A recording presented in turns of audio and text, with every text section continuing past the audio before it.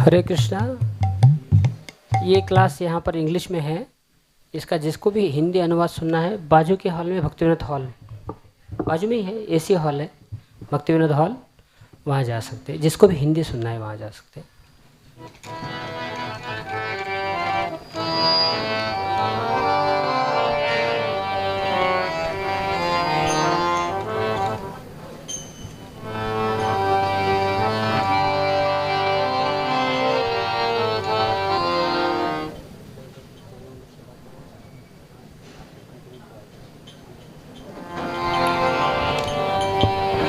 जय राधा माधव, जय कुंज बिहारी।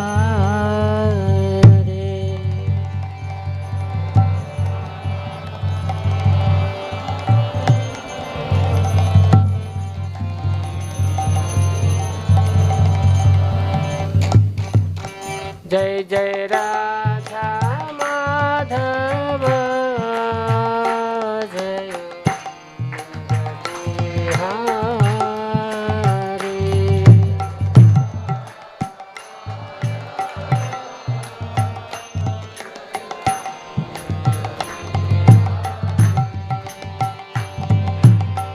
गोपी जना वल्लभा, जय गिरि बरधारी। जय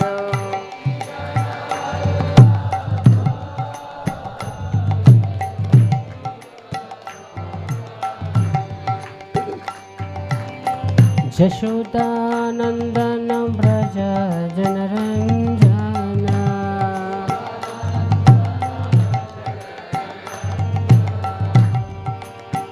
जशोदानंदन व्रज जनरंजना।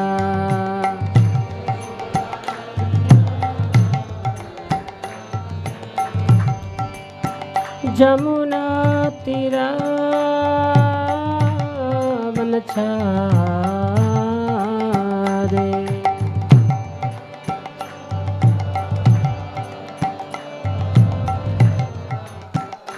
जय जय राधा माधव, जय कुंज बिहारी।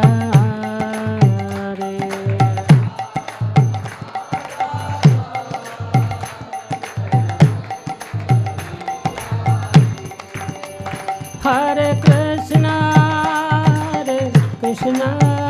कृष्ण कृष्ण, हरे हरे, हरे राम राम राम, हरे हरे।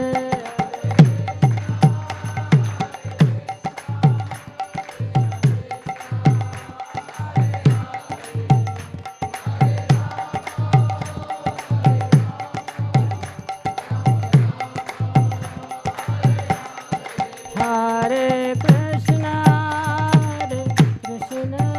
कृष्ण कृष्ण, हरे हरे, हरे राम राम राम, हरे हरे।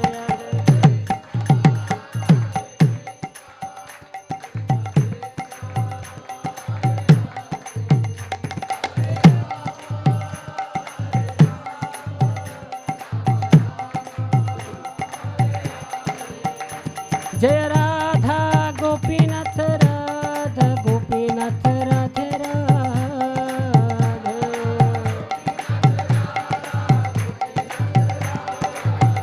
जय जय प्रभुपाद प्रभुपाद प्रभुपाद, जय प्रभुपाद।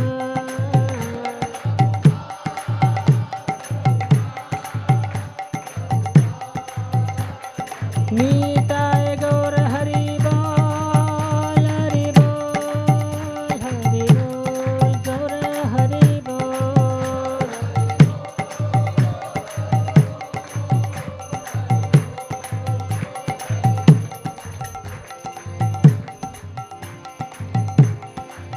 जय ओ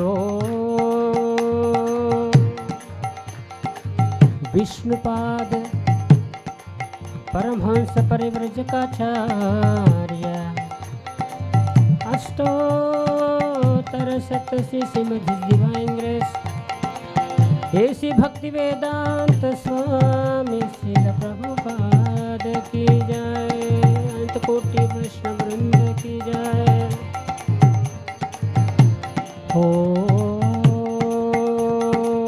नमो भगवते वासुदेवाय।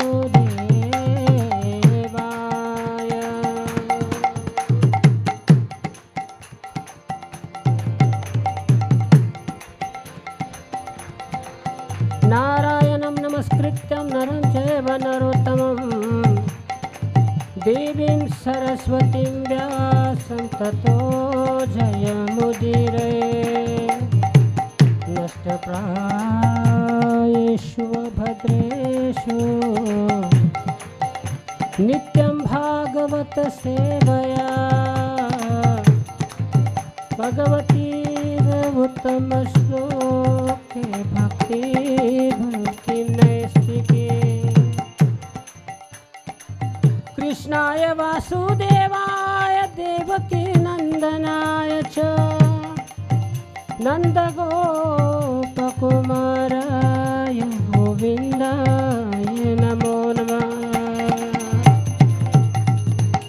भक्तकाञ्चन गौराय राधे वृंदावनेश्वरी वृषभानुसुते देवी प्रणमामि हरिप्रिये। वाञ्छाकल्पतरुभ्यश्च कृपा सिन्धुभ्येव च पतितानां पावनेभ्यो वैष्णवेभ्यो नमो नमः। श्री कृष्ण चैतन्य प्रभु नित्यानंद श्री अद्वैत गदाधर शिवासादि गौर भक्तवृंद।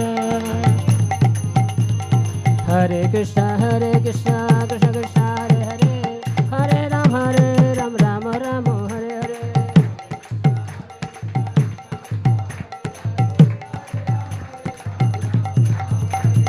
हरे कृष्ण कृष्ण कृष्ण हरे हरे, हरे राम राम हरे हरे।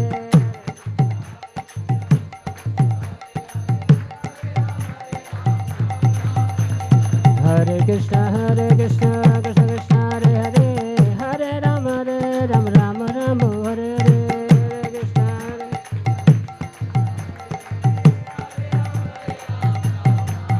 जय प्रभुपाद प्रभुपाद प्रभुपाद जय Prabhupada.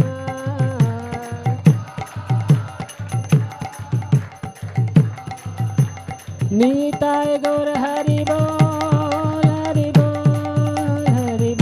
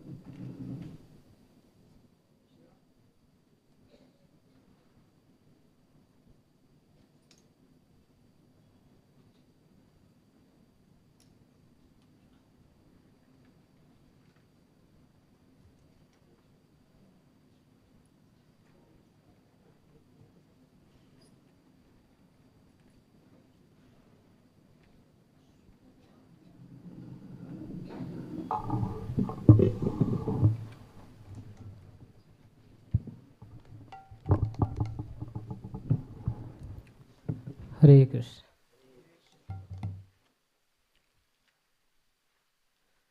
The blessings of His Holiness Kavi Chandra Goswami Maharaj Ji and Shrutirapa Mata Ji, please bless me so that I can speak for my purification. Pranam Maharaj Ji.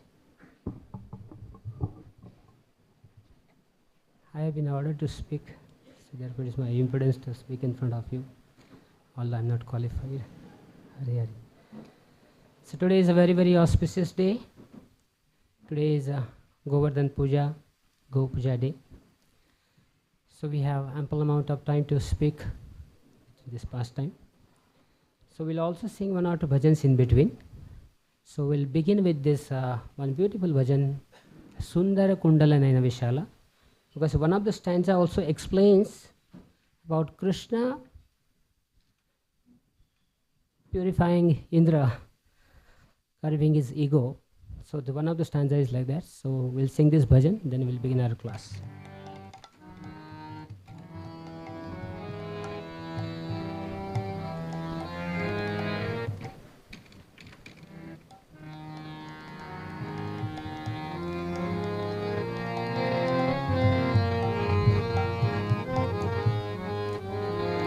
सुंदर कुंडल नयन विशाला, गले सोहेबे जयंती माला।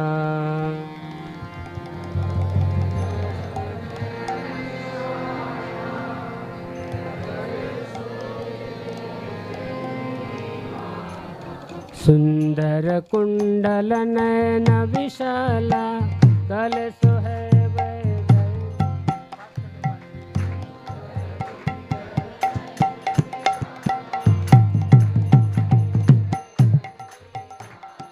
या छवि की बलिहारी राधे श्याम श्याम श्याम।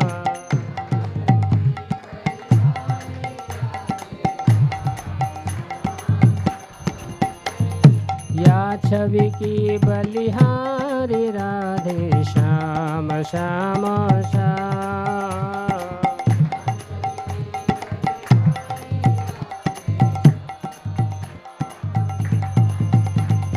सुंदर कुंडल नयन विशाला, गले सोहेब जयंती माला।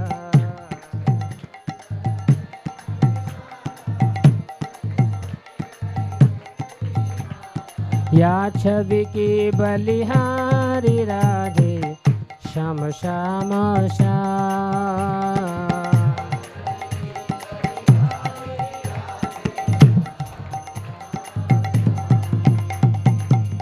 एक दिन मन इंद्र को मार्यो, नक ऊपर गोवर्धन धार्यो।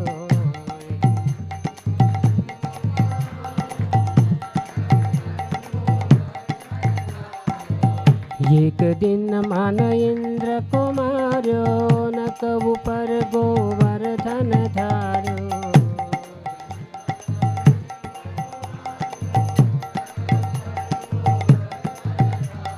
नाम पढ़ो गिरिधारी राधे श्याम श्याम श्याम।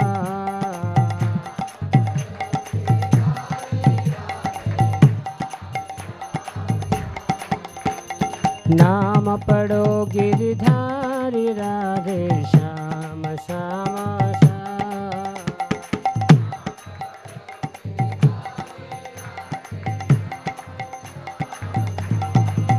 हरे कृष्णा कृष्णा कृष्णा हरे हरे, हरे राम राम राम, हरे हरे हरे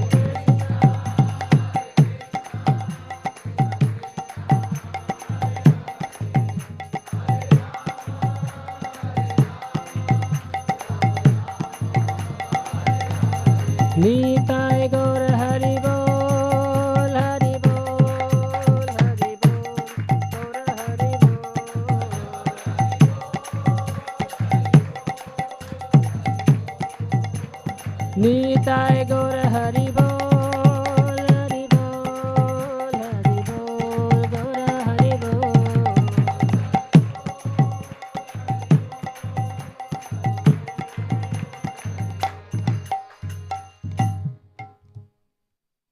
जय ओम विष्णुपाद परमहंस प्रभुजिकाचार्य अष्टोत्तर सदस्य स्मृति दिवान ग्रेस एसी भक्ति वेदांत स्वामी महाराज शिल प्रभुपाद की जय।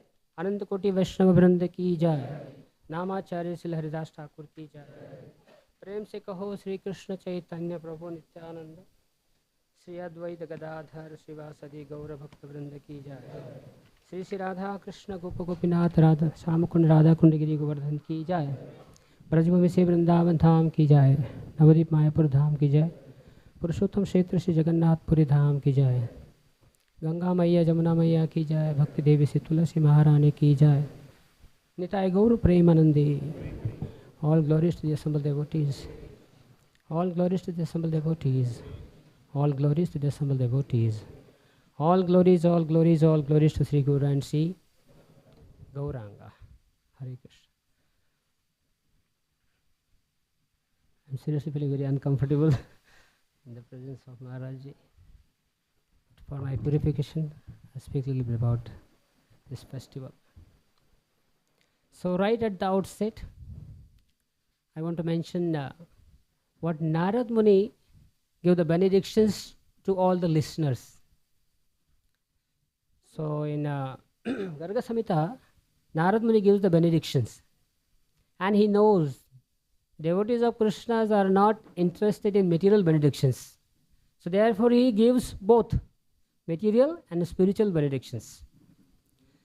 So whoever listens to this katha with a rapt attention, then what are the benedictions? The first is the material benedictions.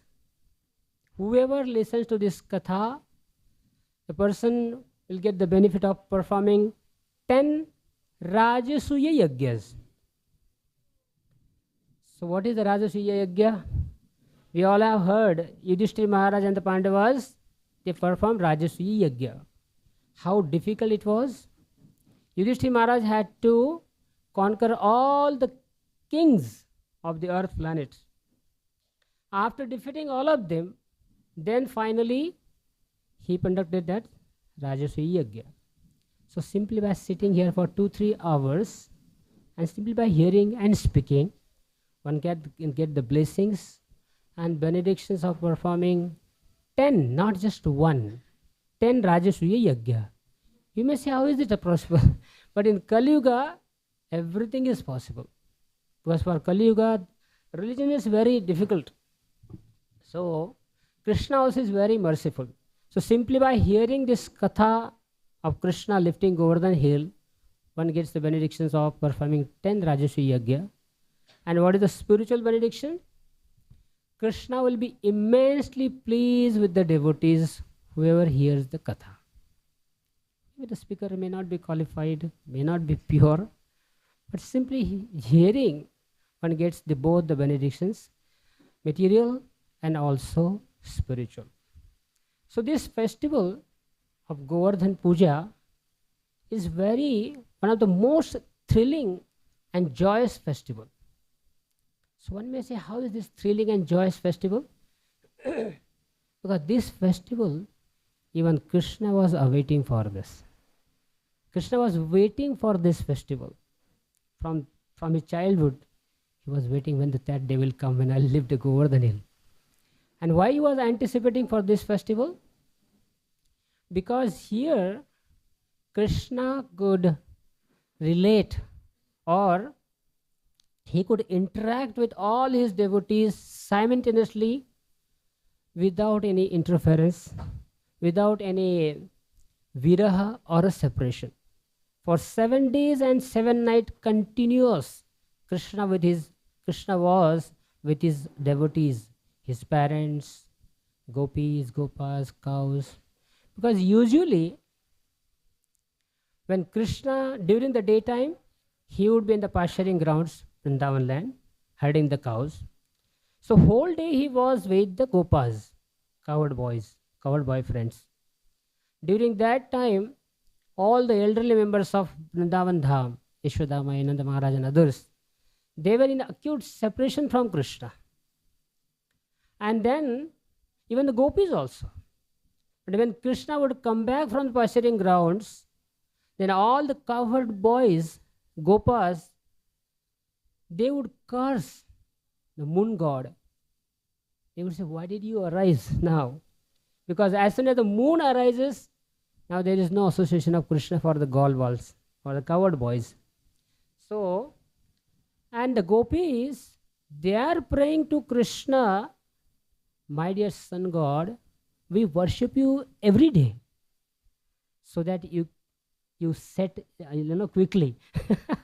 Because I don't know why you stay here for such a long duration of time. The duration, the daytime is so long, and we feel so much separation from Krishna.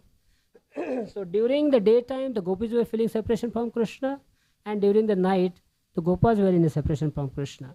But in this Lila of Govardhan, the gopas, the gopis, the cows, and the elderly members like Nanda Maharaj, Yashodama, and all of them, they were fully happy and satisfied. And Indra was just an instrument in the hands of Krishna. Indra or any gods, they have no power to interfere in Krishna's Leela. How can Indra send rain or anything in Vrindavan? Because Vrindavan is covered over and managed by Yoga Maya. By Krishna's will, Krishna allowed Indra to intervene in his pastime so that he can perform this Leela. For example, Brahmaji. Brahmaji stole all the calves and the cowherd boyfriends of Krishna just some time before this Leela happened. So now then even Brahmaji also was very repentant. Then Krishna very smilingly said, don't worry, it was my plan. It was my Yogamaya's plan that I wanted to get married to all the young girls in the absence of these young boys. So you were just an instrument in my hands. So similarly even Indra also. But of course that is also fact or a reality that Indra had become a proud. So Krishna wanted to curb his pride. So that reason also is there. So in Srimad Bhagavatam 10th canto, 21 chapter and 18 verse,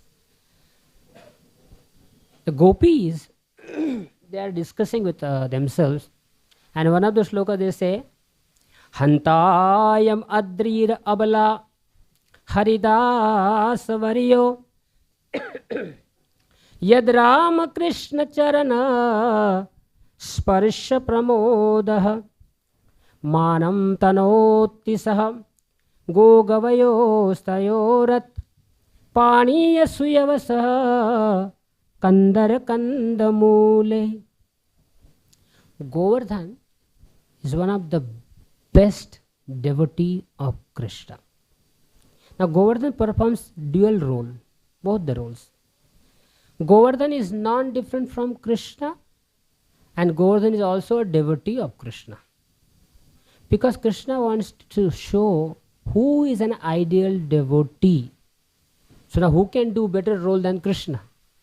So although Krishna is the best God, and at the same time he also wants to show an example, set an example of an ideal devotee who can serve unlimitedly all his devotees. So Govardhan knows the secret of pleasing Krishna. How to please Krishna? By pleasing his devotees, one can please Krishna. And then how to please devotees? By serving devotees, one can please devotees. So then Govardhan, he caught hold this formula. Okay, if I want to please Krishna, then I have to please devotees. If I want to please devotees, then I have to serve them. And then he expanded in such a way that every single limb of his body was used in devotees' service. Now there are hundreds and thousands of devotees of Krishna. They are trying their best to serve Krishna and his devotees. But Govardhan is very unique. Govardhan, he has even given his body in the service of Krishna. All the devotees of Krishna, including the cows, the calves, gopis, gopas and Krishna, they were walking on the bodies of Govardhan. Do you find any devotee on their bodies some other devotees are walking? Never happens. Only Krishna can do this. So Govardhan is such a special devotee that he has offered his body, and all Krishna's devotees, they are walking over Krishna's body. So therefore, Govardhan is Haridasa Varyo. Govardhan is busy in supplying all the necessities of his devotees. Like he supplies very special roots, fruits, flowers, vegetables, and then minerals. He also supplies waterfalls, nice crystal clear drinking water, and the caves. So in this way, and he's also very jubilant, very ecstatic, because he's always being in touch with Krishna's lotus feet. Therefore, he's very happy and jubilant. So if we also want to be happy and jubilant in your service, we also have to have that connection with Krishna and his devotees constantly. Not sometimes connection is there and sometimes there is no connection. So when we are in constant association of Krishna and his devotees, we can also feel that jubilation, that happiness. So Govardhan provides very green, succulent grass, very tasty, fragrant grass. By eating that grass, cows become very healthy, they become very happy, and they also give more milk by eating that grass. Now Govardhan also provides caves for the service of Radha and Krishna and the gopis. These caves are so special. The interior of these caves, they are bliss personified. As soon as you entered into the cave of Govardhan, there is only bliss. Every element is made up of bliss. And there are like couches, and there are thrones. They are also made up of Govardhan shilas, which are very glistening. And then there is a glistening waterfalls in Govardhan. They are very transparent. If you come in front of those waterfalls, you can see your reflection very clear, like a mirror. So Govardhan also provides lamps and mirrors inside the caves. It also provides red vermilion and then yellow pigments for the decoration of Krishna and the gopis' bodies, especially the eyebrows. And then there is a musk which is left by the deers to make a body of Krishna very fragrant. So in this way, Govardhan provides all the necessities of Krishna's Lila. On Govardhan hill, peacock dance very enthusiastically. The bees and cuckoos, they sing very melodiously. The birds chirping of the birds is very rhythmic. So in this way, every single living entity on Govardhan hill, they are simply assisting Krishna's Lila. And Govardhan makes such a special arrangement in Krishna's Lila. Please listen very carefully. Govardhan's every stone is made up of crystal, white crystal, or a blue sapphire. So when Balaramji, he is walking on the Govardhan hill, and he sees that there is a golden sapphire on a blue sapphire, and next to golden mineral or golden Govardhan Sila, then Balaramji comes to know, he understands that Vrishabhanu Nandini Sri Radha is with Krishna. So both of them are walking. So whenever Sri Radha steps her lotus feet on a Govardhan Sila, that Sila turns into golden color. When Krishna places his lotus feet on a Govardhan Sila, it turns into bluish mineral, a bluish sapphire. So when they are walking together, so one is a blue, another is a golden. So immediately Balaram and all his friends, they understand that Krishna is with Vrishabhanu Nandini. So they don't want to feel like them awkward. So they don't want to create a awkward situation. Therefore he changes his course. So similarly, whenever Krishna is with Balaram, so when Balaramji places his lotus feet on the Govardhan Shila, that Shila turns into white crystal. So then blue sapphire is next to white crystal. So then Sri Radha and all the gopis, they also understand that here is Balaramji with Krishna. So they also change their course.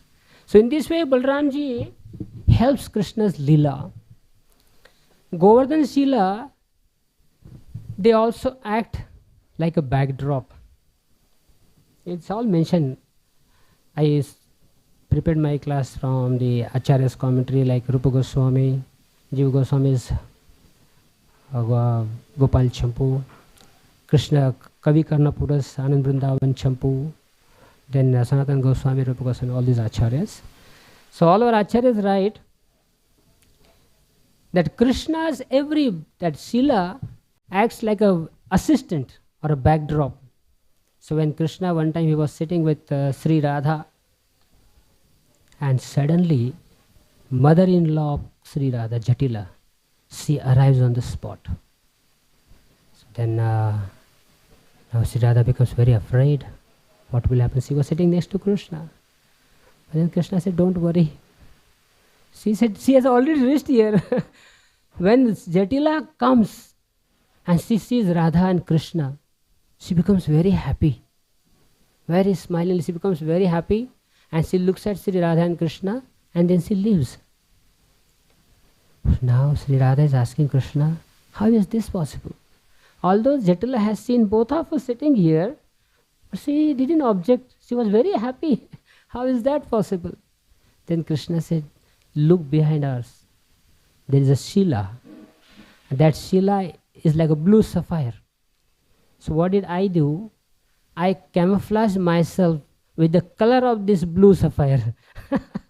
So, because you are a golden Sri Radha, your color is golden. So behind us is a blue sapphire. So she could see only you alone. And I camouflaged myself, my color with this Shila backdrop. So therefore she couldn't see me. She only saw you. So she was very happy. So in this way, Govardhan is very intimately assisting in Krishna's Lila. There are many fragrant or blissful groves of sandalwood trees on a Govardhan hill. So usually you find that on a Malayan hills, there are sandalwood trees and different types of snakes. They flock near the sandalwood trees. But in Govardhan, there are no snakes around sandalwood trees. And then Jiva Goswami writes, Krishna Kavi Karnapura also writes, and even if there are snakes near those sandalwood trees, they are not poisonous. And even if they are poisonous, still they will not harm anyone, because their poison will be automatically counteracted. So therefore there will be no harm of these snakes. But then what these snakes are doing in Krishna's Leela? What kind of service the snakes do? We can see, there are so many birds, deers, and so many other animals can serve Krishna in their unique way. But even snake also of Govardhan, they also serve Krishna. So how they serve Krishna? So one time there was a gopi. She was walking ahead of Krishna, and Krishna wanted to talk to her. Krishna wanted to be with her. But then she was not in, she didn't care for Krishna. She started walking. And suddenly she saw a huge snake. And she became so frightened. She immediately looked back. There was only one person. He was Krishna. So immediately she ran towards Krishna and embraced her. Krishna gave blessing to the snake. Krishna said, very nice. So Govardhan is exactly what he knows what Krishna wants. One time there was another gopi. She also didn't speak to Krishna. So then Krishna was walking with her behind, and she also didn't want to speak to him. Then Krishna suddenly started crying. And then Gopi looked back. She said, why are you crying? And she said, see, just now I have been beaten by this snake of Govardhan hill, and she was so repentant. She said, because of me the snake has bitten you. So she became so repentant, she started asking questions to Krishna, although there was no snake. So she started asking forgiveness from Krishna, and she immediately embraced Krishna. So in this way, Govardhanji, so all our acharyas write so beautifully that Govardhan is fully all the time what he knows, what Krishna wants. When Krishna places his foot or lotus feet on some stone, and if it is winter season, the stone becomes warm, gives a warm feeling. And if it is a summer season, it becomes very cold, like cool. So in this way, Govardhanji, he tries to serve Krishna in many ways. So Govardhanji, he also wants to expand his services. So during this Govardhan Lila, when Krishna held aloft Govardhanji, then there were hundreds and thousands of gopas, gopis, brajavasis and cows. How could they fit under this umbrella of Govardhan? So Govardhan expanded. So in this way, if there is a need of expansion, Govardhan also can expand himself for Krishna's service. Govardhan is a tilak of Vrindavan Dham. If you see a Vrindavan is a person, then Govardhan, so Vrindavan is a person, then Govardhan is a tilak of Vrindavan. Very beautiful. All the water bodies of Govardhan, like waterfalls and then lakes and the ponds, they are all tears of Govardhan. Govardhan's love for Krishna manifests into the liquid form. So whatever kundas, lakes and ponds we see around Govardhan, they are all tears of Krishna. And whenever the gopas and gopis, they drink the water from these kundas, they become fully intoxicated. So in this way, Govardhanji serves all these devotees. So 5,000 years ago, so Govardhan's height was 3 kilometers high. Our Acharya is right. Govardhan was so tall, his height was 3 kilometers high. But presently, Govardhan's highest peak is only 25 meters. Because the Govardhan is sinking into the ground in Vrindavan's land in separation from Krishna. So, Govardhan, it resembles a peacock. But what kind of peacock? A peacock which is resting. So, Govardhan resembles a peacock, that peacock which is resting and also has kept tucked his neck inside his body like this. And then our Acharya writes, Radha Kund and Sham Kund are the two eyes of this Govardhan or a peacock. Then Kusum Sarovar is the face of Govardhan hill. Lalita Kund is the cheeks of Govardhan hill. Chandra Sarovar is the nose of Govardhan hill. Then Govinda Kund, they are the lips of Krishna, Govardhan hill. Mukharvinda, Manasi Sarovar, is a mouth or Mukharvinda of Govardhan. Dan Ghati is a neck of Govardhan. And Laukika Tirtha or Lukaluk Tirtha is a belly of Govardhan. Kadambavan is a chest of Govardhan. And then Airavat's footprints is a feet of Govardhan. Navalkund and Apsara Kund, they are the tail of Govardhan. And then Surabhi Kunda or Surabhi Tirtha, they are the wings of Govardhan. And then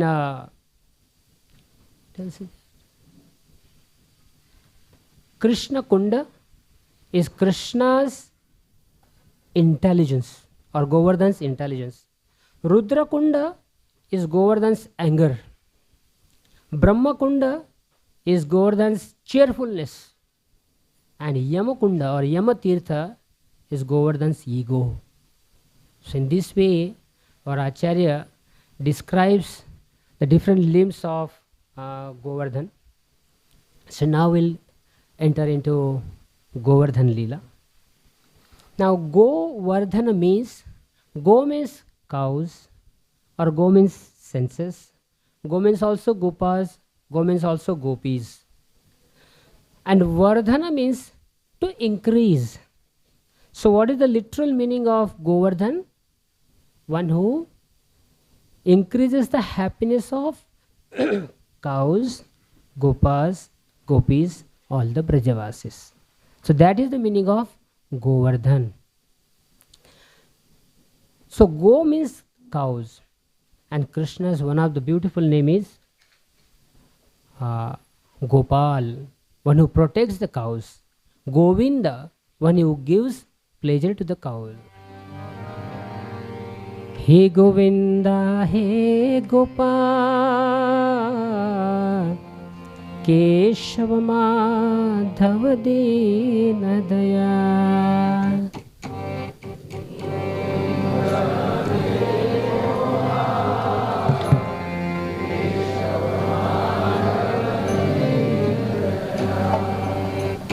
He Govinda, he Gopal, Keshava Madhava Dina.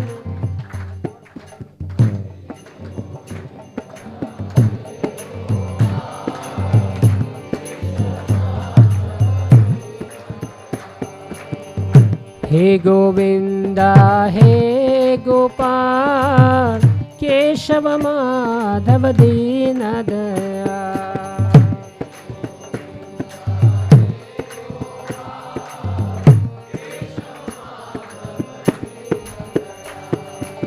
Deen Dayal प्रभु तुम्हें दीन दयाल, केशव माधव दीन दयाल.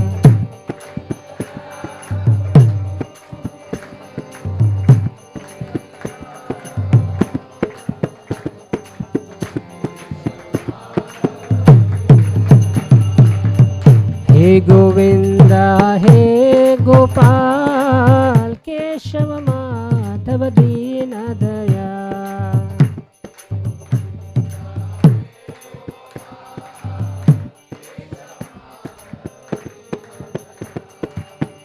तुम्ही मधेर गोपाल प्रभो,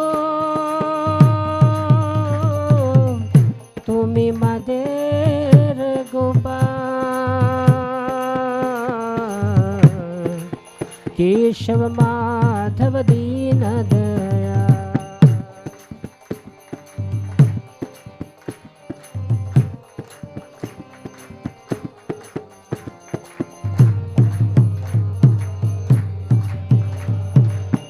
हे गोविंदा, हे Gopal, Keshav Madhav Deen Dayal.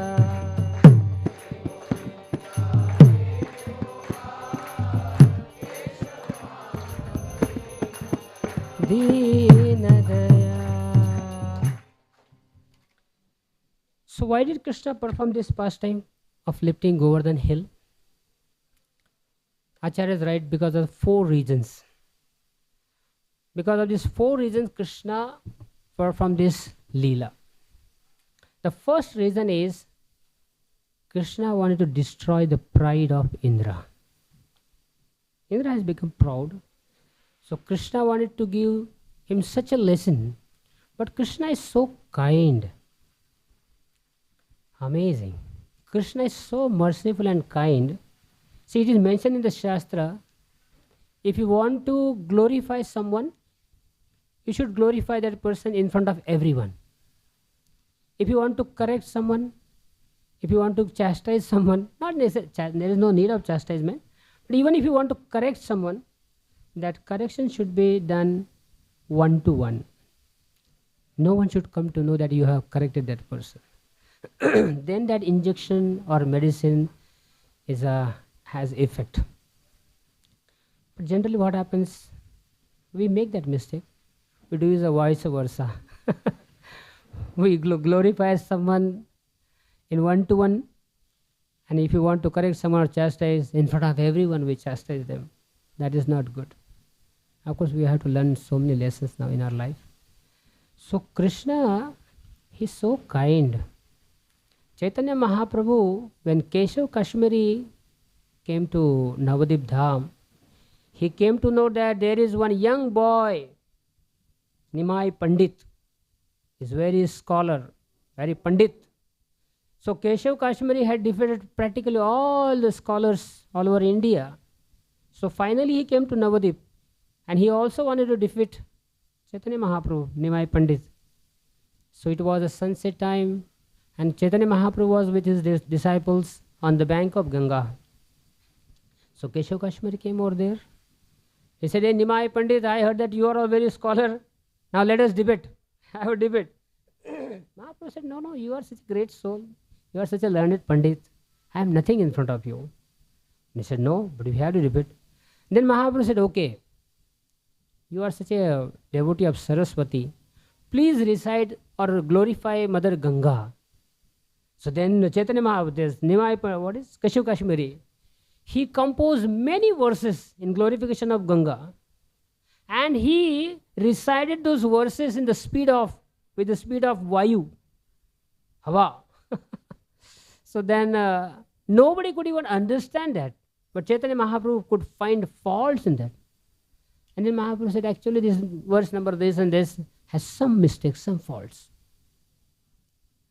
Then Keshav Kashmiri understood. He is not an ordinary person. And he understood that this Nimai Pandit has already defeated me. But then Mahaprabhu made him so comfortable. He said, no, you are not defeated. You are a little tired. Because whole day you are discussing and debating with so many scholars. Now you are very tired. You please go and take rest. Tomorrow morning we'll have a debate. So when he went back, he understood what kind of a gentleman he is. Although he wanted to correct me, but he didn't chastise me in front of everyone. So similarly, Krishna could have taken his Sudarshan Chakra, Sudarshan disc, and open war, blow the council. Okay, Indra, you come from that side, I'll come from this side. And if Indra becomes defeated, he will be like a humiliated in front of so many gods of the heavenly planet, isn't it? So therefore, Krishna humiliated him and taught a lesson to him. But he kept his integrity very intact. So that is the greatness of Krishna. So we should also learn something from Krishna. So Krishna wanted to destroy the pride of Indra. This is the first reason. The second is Krishna wanted to establish the supremacy and glories of Govardhan throughout the three worlds. How Govardhan is so glorious. So he wanted to establish that. And the third reason is he wanted to give his blessings to the Yagic Brahmanas and their wives.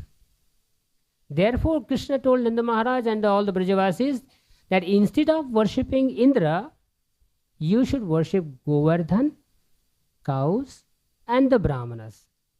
Why did he mention the Brahmanas? He didn't mention the ordinary Brahmanas.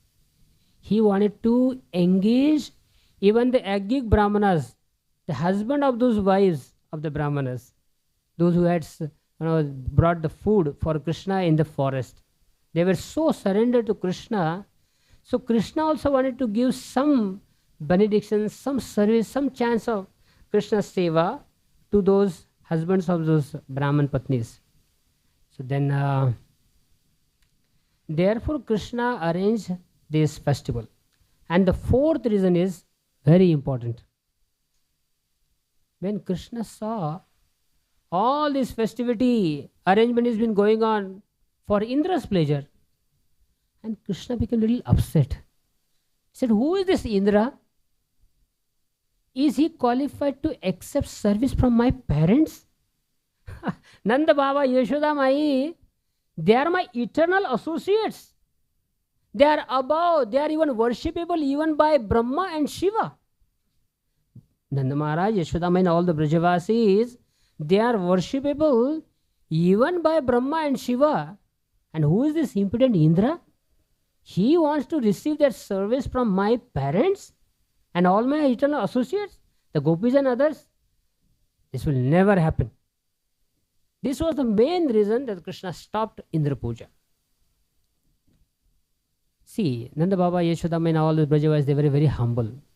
They were acting like ordinary Vaishyas, coward boys, or coward men and women. But Krishna knew they are the eternal associates from Golok Vrindavan. And moreover, there were many, actually the eternal associates who came from the spiritual with Krishna, they were very few. And majority, most of the Brajavasis, they were all sadhaka devotees. They were from this material world, but they had already crossed millions of lifetimes in service of Krishna, and now they had got this spiritual divine body in Vrindavan for service of Krishna. So now Krishna was thinking, these other devotees, those who are born in Vrindavan, they have already served Indra and other gods for many, many lifetimes. And now they are with me in Vrindavan Dham. So what is the need of again serving or again worshipping those gods? He is not against the gods' worship. But those who are already reached the above stage, like Bahunama Janvanamante Gyanavanava Prapadete Vasudeva Sarvamiti Sah Mahatma Sudurlabha. The person who has come in the service of Krishna, he has already crossed all these levels. Serving this god, it has already been done. So now these gopis, gopas and others, they have already reached Krishna's service, so there is no need. So because of this four reasons, Krishna wanted to perform this pastime. So one day early in the morning, Krishna saw that Nanda Baba, Yashodamai, and most of the Brajavasis, they were fully busy, running here and there, making so many arrangements, preparations. Then Krishna asked this question to Nanda Maharaj. Now our Acharya writes that he could have asked this question to so many others. But Krishna knew, because Nanda Maharaj's decisions have some impact. Others, what is the use? Even if they say yes or no, there is no point. So he asked Nanda Maharaj the question, and he also knew that Nanda Baba loves him. Nanda Baba will not use his logic in Krishna's questions. Nanda Baba will use his heart. Nanda Baba was very emotional, loving. He was not more like a rational type. So he said that if I ask something to my father, he will immediately accept it. So he immediately went to Nanda Baba and he said, what's happening here? This is the first word Krishna uses. What's happening here? What are you doing? And if you are performing this yajna, then which god are you trying to please? What is the process of this yajna? What is the end result of this yajna? Is it a material result or a spiritual? And then finally he asks a question, whether this yajna process is mentioned in the scriptures or whether it's just a custom or a ritual. So many questions at once he asked Nanda Baba. So Nanda Maharaj looked at Krishna and very gently he placed Krishna on his lap. He started caressing his body. And Nanda Maharaj said, Beta, just like an ordinary man, they pay annual taxes to the king.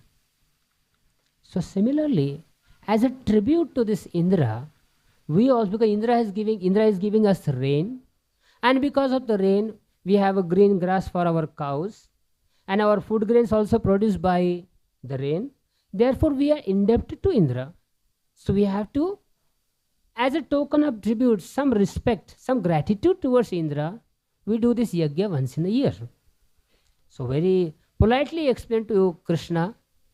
But then Krishna said, my dear father, I know this. The sustenance of the living entities is because of the food grains, and food grains are produced by the rain. I only spoke this in Bhagavad Gita. Annad bhavanti bhutani and parjanat anna sambhava. Yagyat bhavati parjanya. I spoke this to Arjuna in Bhagavad Gita. It's all right. But then this is half knowledge. What is the full knowledge? Bhoktaram yagya tapasam sarvaloka maheshwaram. One must perform yagya. And only by performing yagya, we get the water or a rain. And because of the rain, the food grains are produced. And because of the food grains, the living entities are sustained. They survive.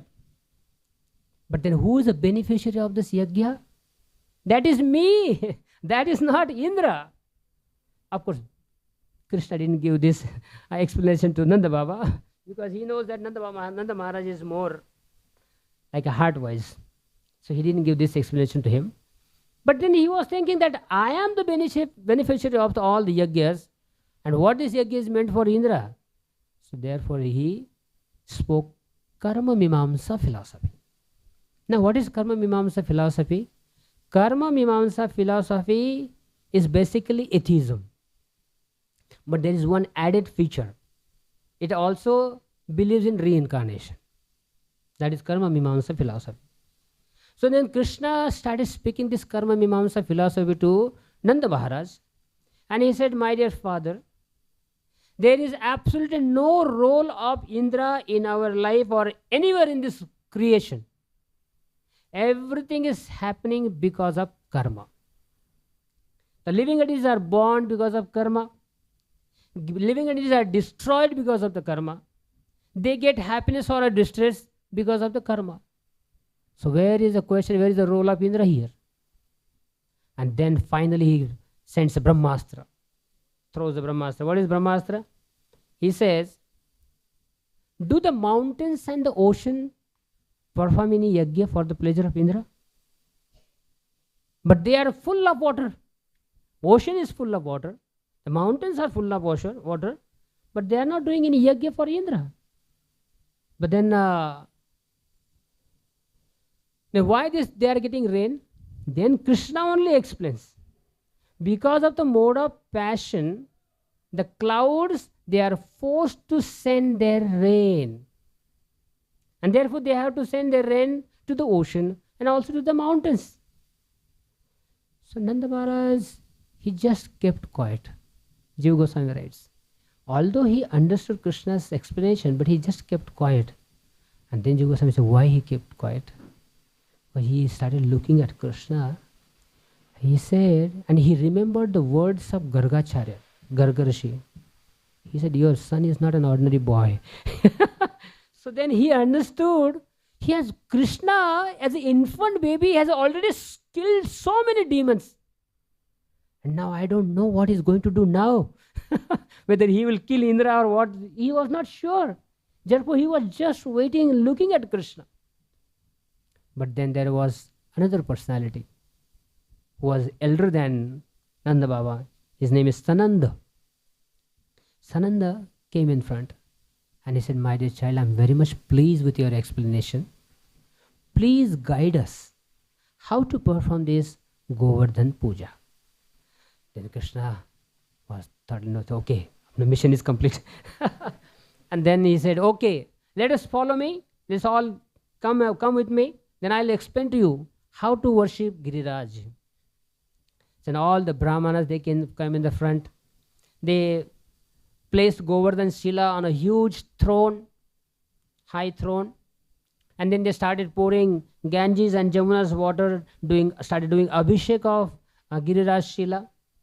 After that, they also started doing Abhishek with the Panchamrita, milk, ghee, water, sugar water, then honey and curd.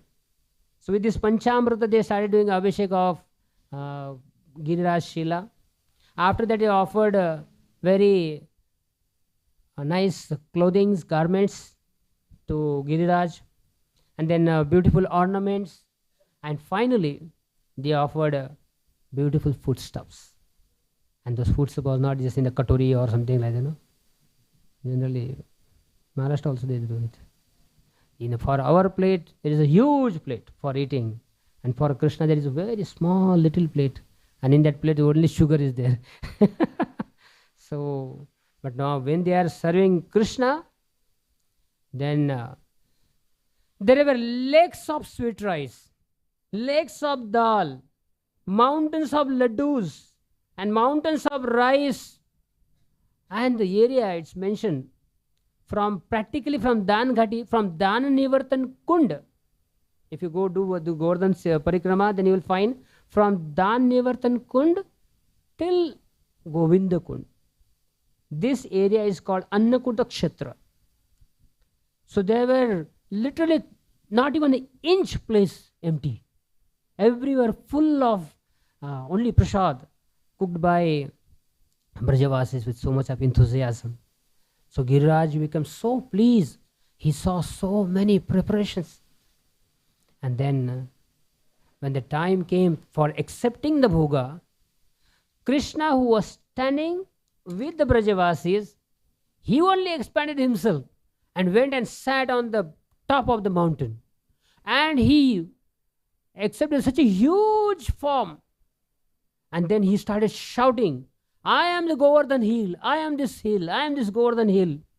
And I am very much pleased with your service. And this Govardhan, he started eating all those bhogas. And it is mentioned that within a fraction of some time or fraction of a second, he immediately gulped, swallowed everything. And then he was asking for more. So therefore you find that there is one village, it's called Aniyor, give me more. But then the Brajavasis said, we have already given whatever we had, we offered to you. But because of their service attitude, Govardhan was very much pleased. So with one hand, it is mentioned that with his one hand, he was eating rice or some food stuff, and with his left hand, he mocked Indra, and he started wiggling with his finger. Wiggling means he started challenging Indra. Hey Indra, you won't get anything here now. So with one hand, Yoga Swami writes, with one hand he was eating all these bhogas, and with his left hand, with the finger, index finger, he started wiggling at and mocking at Indra. So Indra became very furious. Then it is mentioned that he drawed all the water bodies, like all the kundas. He ate everything. After that, he drank all the waters of the kundas. And then, but after when he became completely pleased, then again all those bhogas were reappeared in front of all the Brajavasis. They became so happy. So now there is a time for doing arti to this huge Govardhan, non-different from Krishna. So now how to do worship of arti of this Govardhan? So everyone was puzzled. Then Krishna used a huge utensil, and there were thousands of lamps. And Krishna said, all of you, you just touch this utensil and move this little here and there. And in this way, they did the arati of this huge Govardhan. Now this Govardhan was in the mood of giving blessings to everyone.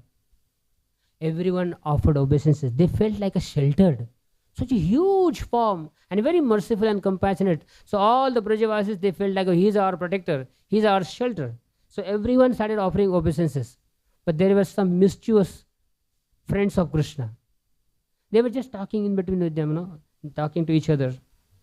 And then Krishna looked at them. This is not my speculation. This is mentioned in the Acharya's commentary. Krishna looked at them and he said, everyone is offering obeisances to me, to this Govardhan, and these boys, they are not taking it seriously. Then Krishna became very serious and looked at them and he said, see, this huge Govardhan you see here, he has a mystic power. He can take any form he wishes. And those who are not offering obeisances to him, he will take the form of a snake, and at night he will come to your house and he will beat you. Everyone became very serious and started offering obeisances. So Krishna is such an expert. He knows even in the seriousness he can bring some joyous occasion, or he can act, only he can act the way he wants. So all the Gopas, even the mischievous Gopas, they also offered obeisance and pranam. And after blessing all the Brajavasis, that Govardhan Krishna, he disappeared from there. So now all this bhoga had become a Mahaprasad. Now this Mahaprasad was distributed to the Brahmanas first. All those Yagic Brahmanas, they were fed sumptuously. And after that, all the Brajavasis, including all the living entities, every single living entity who were present over there, they were also fed to such an extent, even up to their neck. It's mentioned. They were fed up to their neck, full. And then after the prasad was distributed, all the Brajavasis, Krishna told them, now let us do Govardhan Parikrama. So they started Govardhan Parikrama. Now how to do Govardhan Parikrama? So they started decorating their cows. So there were golden caps on the horns of the cows and the silver caps on the hooves of the cows. And there were embroidered very costly cloths put on the back of the cows. In this way, the cows were decorated nicely. So along with the calves, the cows were in the front and all the Brajavasis, they were following. And especially Sri Radha and all the gopis, they were sitting in the bullock carts. Yashodama and all the elderly gopis, they are also sitting in the bullock carts. Krishna's cowherd boyfriends and cowherd men, some of them were walking in the front of the cows and most of them were walking behind the cows. So in this way they were all singing and dancing with a beautiful music. And then all the Brajavasis saw there are hundreds and thousands and millions of cows. To control them, it becomes so difficult. So then the cows were going here and there. Then Krishna started playing his flute. So that Krishna's flute sound acted like a rope and kept them in one row. So because of that Krishna's sound, all of these cows, they were mesmerized, they were charmed, and they were walking the way Krishna wanted them to walk. So in this way, the cows were walking. Now all these gopis, they were all sitting with Sri Radha. Others were singing, those professional musicians, they were singing some other songs. But the gopis, Sri Radha and other gopis, they have only Krishna in their life, 24 hours. So they were singing Krishna's songs.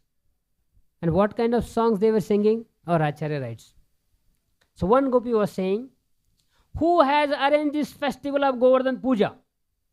Then other would say, one who has killed Putana. And the other gopi would say, who has arranged this Govardhan festival? And the third gopi would say, one who has killed Trinavarta. Just like we know. Vrindavan me Radhe Radhe Ganesh, Vrinda Govardhan me Radhe Radhe. That Radhe Radhe remains common. And then the other different words changes. Govardhan me Radhe Radhe Krishna Krishna. In this way, one gopi was saying, who has arranged this Govardhan festival? And they would say, one who has killed Bakasur and Prunavarta. And who has arranged this Govardhan festival? One who has uprooted Nalkuver and Manikuru, the trees, Arjuna trees. So in this way, they were only singing the glories of Krishna. So when Krishna heard his glories, he couldn't maintain himself, he couldn't retain himself. So in the pretext of following the cows, Krishna disappeared. When it was impossible for others to see Krishna, in pretext of following the cows, he immediately ran towards the gopis area, where all of them were sitting in bullock carts. So then Krishna was with them. And then immediately again after some time he would be with the cows and all the friends, others. Actually, this is not just the first incident where the gopis, they wanted to be with Krishna. Even other times, when Krishna was invited for a breakfast or a lunch in someone's house, the gopis, although they were not invited, but they also would join. And they would say, oh, the host is my friend, or something like that, no? So they just wanted to be with Krishna. Wherever Krishna walks, they also wanted to be with him. So then after taking lunch or a breakfast, then Krishna would go to his house and then others would go to their respective homes. And when Gopi reaches to her home, that whole house appears like a prison. Although it's her own house, but when she was with Krishna and other devotees, they were so happy in presence of Krishna. But now when they came back to their home, their house looks like a prison. So in this way, the gopis were singing and glorifying Krishna. So now finally, actually at one time, Krishna started playing games with the stick. He started throwing stick, not just 2 feet high or 3 feet high, high way in the sky. And then he would catch from behind, or from left side, or from left side, or right side. This game is mentioned. So he would throw the stick in the sky. When Sri Radha saw this is happening during Govardhan Parikrama. When Sri Radha saw this, she started shedding tears. And her tears came in the form of pearls, like white pearls, moti. And she started appreciating Krishna's skills, Krishna's qualities. She said, my Prabhu is so expert in everything. So Krishna started appreciating all the good qualities and skills of Krishna. Sri Radha started appreciating. And then she started shedding tears. So in this way, Krishna gave happiness to everyone. So after completing their parikrama, they all went home. When they went home, still they were not happy. They said, let this parikrama continue. So in this way, everyone was very happy and jubilant. But there was one person who was not happy. And that was Indra. Now, interesting thing is, Indra, how many worshippers are there in Indra, in this universe of Indra? Millions! Practically everyone knows Indra. We may not know 33 crore gods, but at least Indra is known to everyone. He is the chief god. Only one village, that is Vrindavan. Only few Brajavasis, they didn't worship that for 1 year. Previously they were worshipping Indra. Only for this particular year, they did not worship Indra. Indra became so furious. He became so angry. Now just imagine, just accept this one village. If you look around, you will find practically whole universe, 3 lokas, the 3 world is worshipping Indra. He should have been satisfied, right? Many times it happens in our life. When we don't get something, our mind focuses only on that small thing. Why I am not getting this? Why I am not getting this? Although we have so much, like in an abundant, full, complete quantity, but our mind is focusing only on that which we are not getting.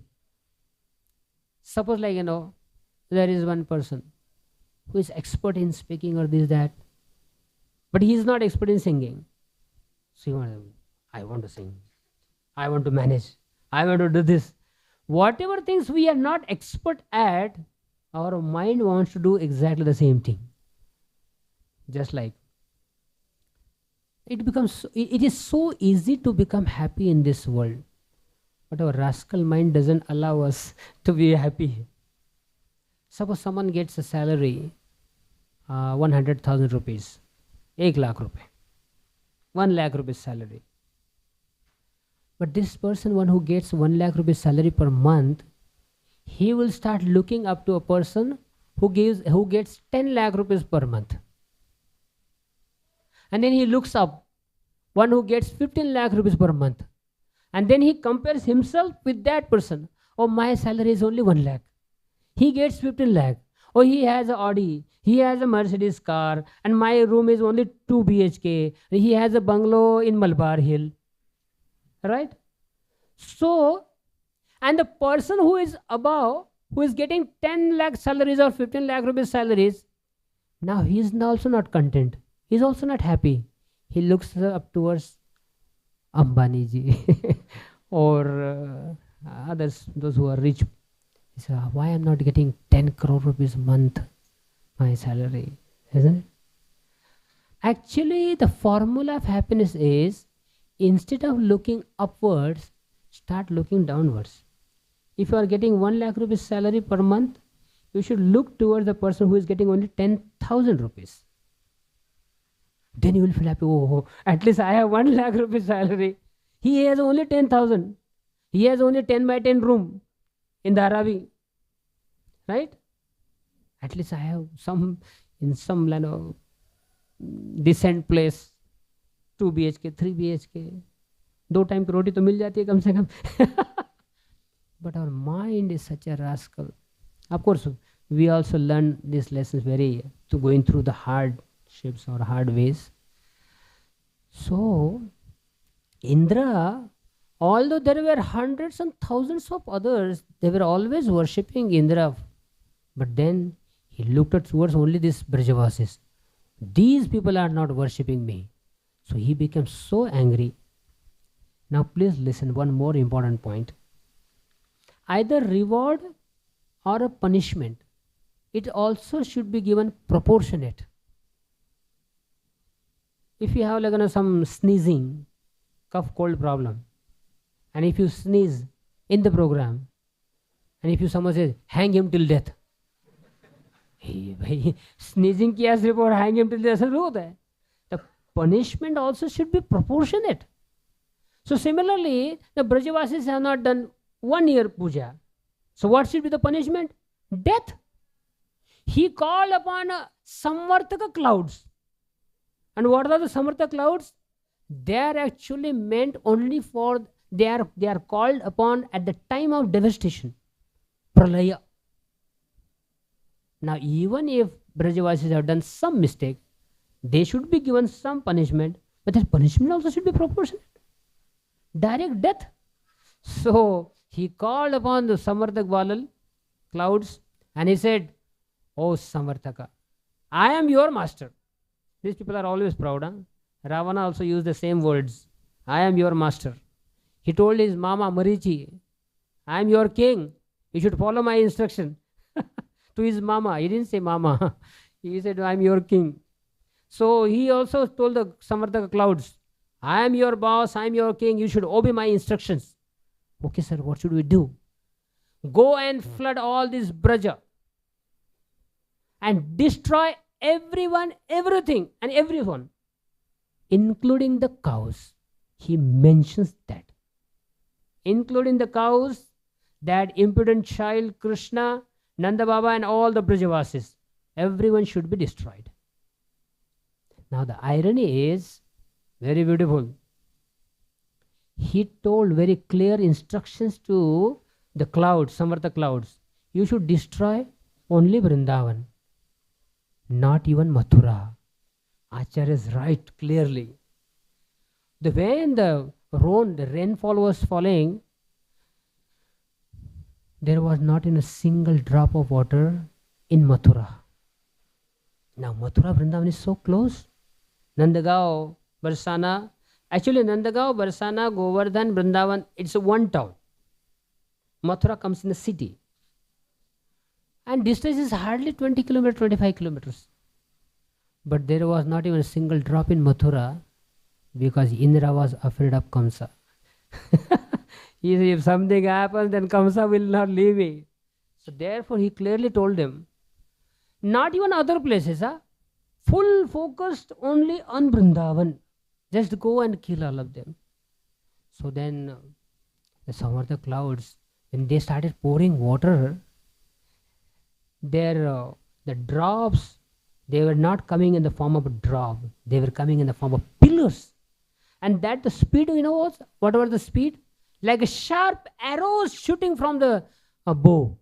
That was the speed of this rainfall.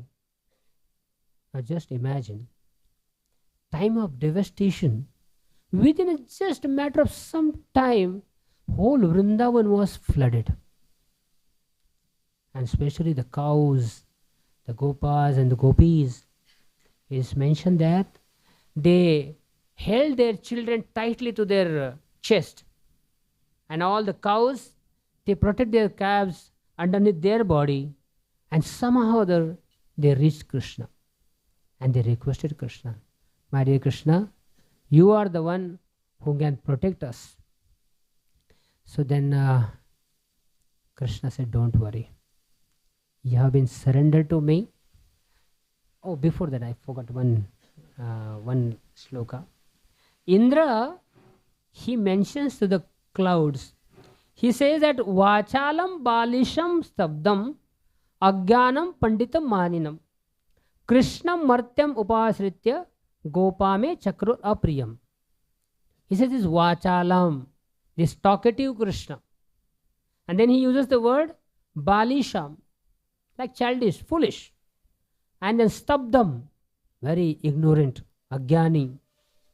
And then he says Pandita Maninam. He thinks himself a very great scholar Pandit, so I want to teach lesson to him. So now one of our Acharya,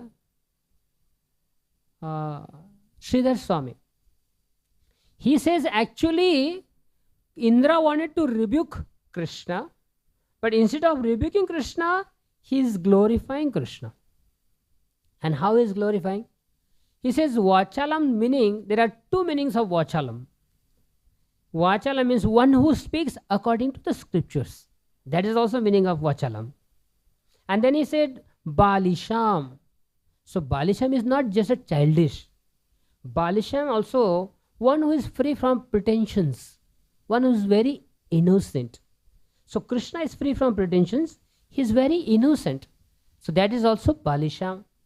And Stabdam, he is not bowing down to anyone. And then Sridhar Goswami says, Sridhar Swami says, there is no need to bow down to anyone.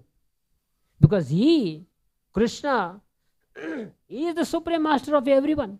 So why should he bow down to anyone? So that is Stabdam. Agyanam. Agyana means ignorant? No. Sridhar Swami says, there is nothing in this world which is known to be, which Krishna has to know something about this. Krishna knows everything, he is all omniscient. So there is Agyanam and Pandita Maninam. Pandita Maninam means all those scholarly Pandits, they worship Krishna. So in this way, our Sridhar Swamiji gives a beautiful explanation about this verse. So now the Samvartaka cloud, they have flood everywhere, there is a flood everywhere in Vrindavan Dham, and all the cows, the Gopas, the Gopis, they approach Krishna. Now it's mentioned that Krishna says in the Bhagavad Gita, Sarva dharman pariteja mamekam sharanam praja aham tam sarva papebhyo mokshesham mashucha. If you surrender to me, then I'll give you protection in any case, at all situation, at all place. It's not like, some conditions are applied. If Indra is attacking you, I will not give you protection. Or this happens, then I will not give protection. If you are surrendered to Krishna, then the protection is guaranteed. So sometimes we'll find that there are some problems in devotees' life. Sometimes the clouds, they cover the sun. During the rainy season, sometimes the clouds cover the sun and the sun is not visible for some time. Then we become like a little puzzled or panic. How is that now? Sun is not visible, sun is not visible. Sun is not dead. Sun is only covered over for some time. After some time you will find that the clouds will go away, they will be vanished, and sun will be again visible to everyone. So similarly, some problems in our life, they try to cover over our devotion. But then we should have full faith and patience, full faith in Krishna, that Krishna will surely solve all these problems. Many times we also feel when there is some problems, serious problems in our life, we also start doubting whether really Krishna exists. Does Krishna really know what's happening in my life? Many times, because see, how much we know, we have read some scriptures and we have been hearing from some devotees, and here and we are in some ISKCON society, right? We don't have full conviction within our heart that Krishna really exists and Krishna is there all the time for me and for everyone. So that conviction we still don't have. So sometimes those thoughts, they linger in our mind. Does Krishna, okay, Krishna exists, that's okay. Does Krishna really intervenes and interferes in my life every second for every incident? Sometimes we see, those who are pure devotees, they are Yoga Maya Samavritaha. They are under the protection of Yoga Maya. And what about the others? Those neophyte or sadhakas? They are under Mahamaya? No. Actually, everyone is under Krishna. Whoever has started chanting Japa, Hare Krishna, they are all under Krishna's Yoga Maya. Only thing is that reciprocation is not direct. But Krishna's focus or Krishna's care is for sadhakas is more than a pure devotee. I am telling you from the scriptures. Those who are neophyte sadhakas, those who have just started their bhakti, maybe 10 years, 15 years, this, that.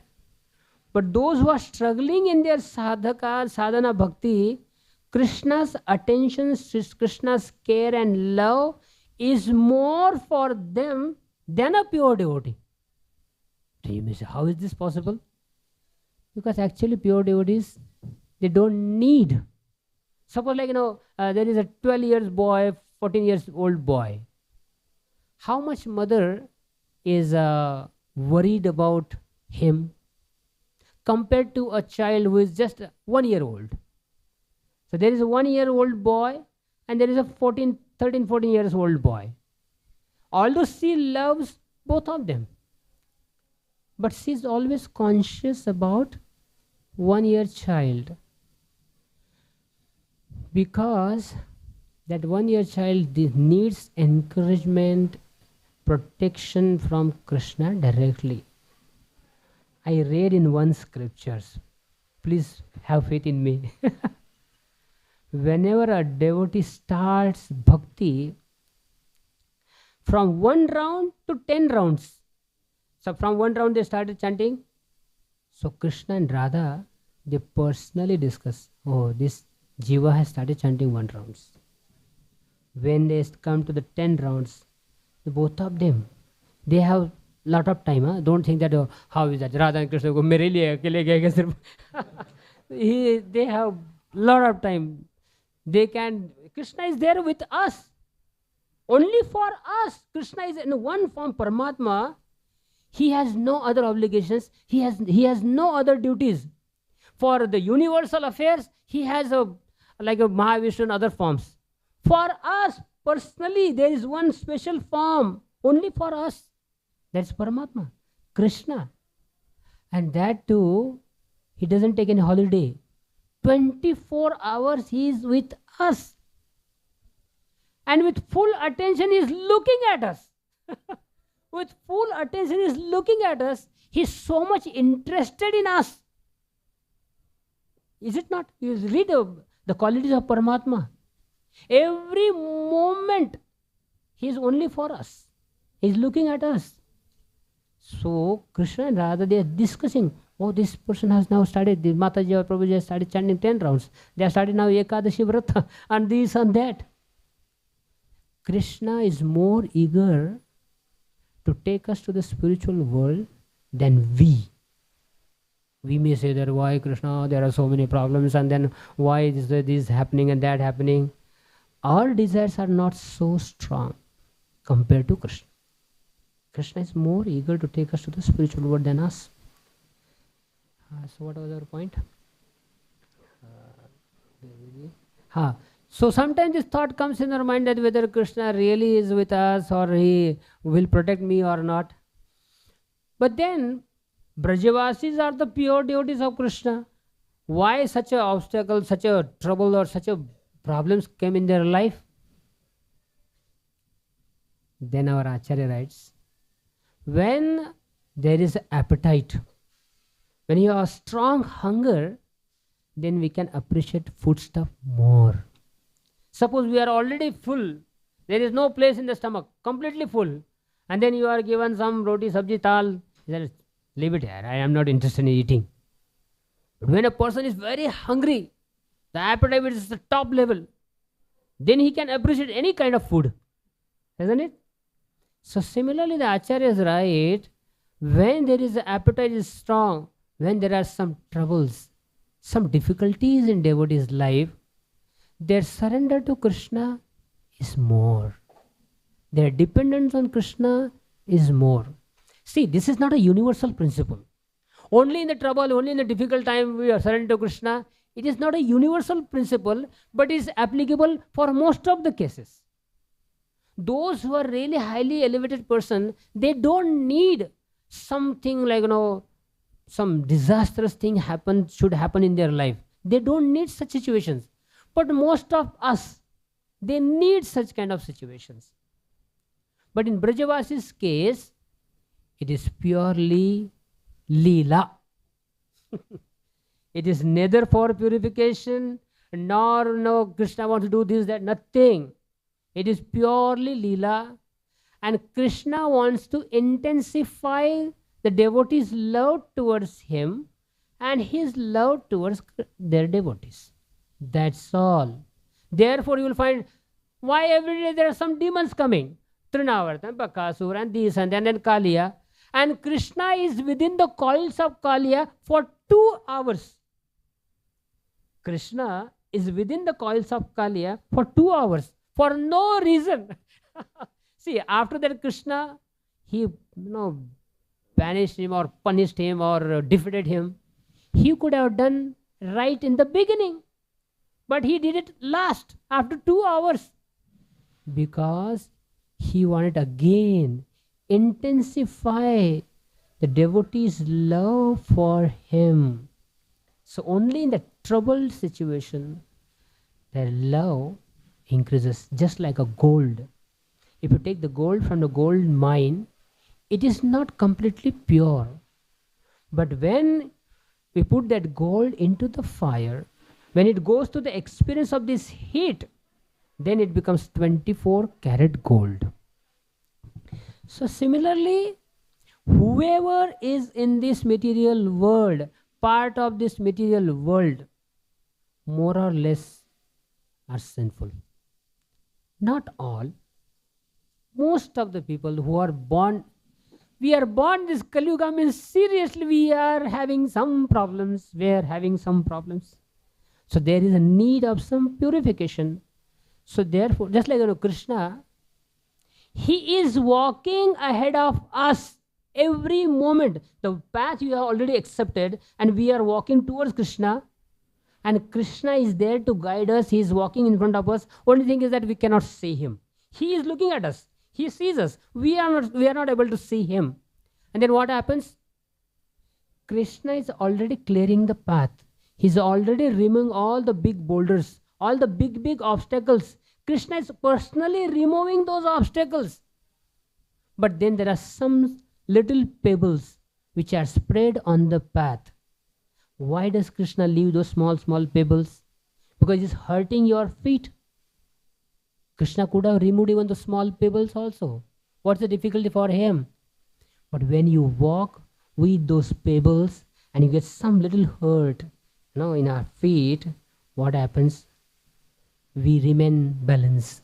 We remain sane. We don't become insane.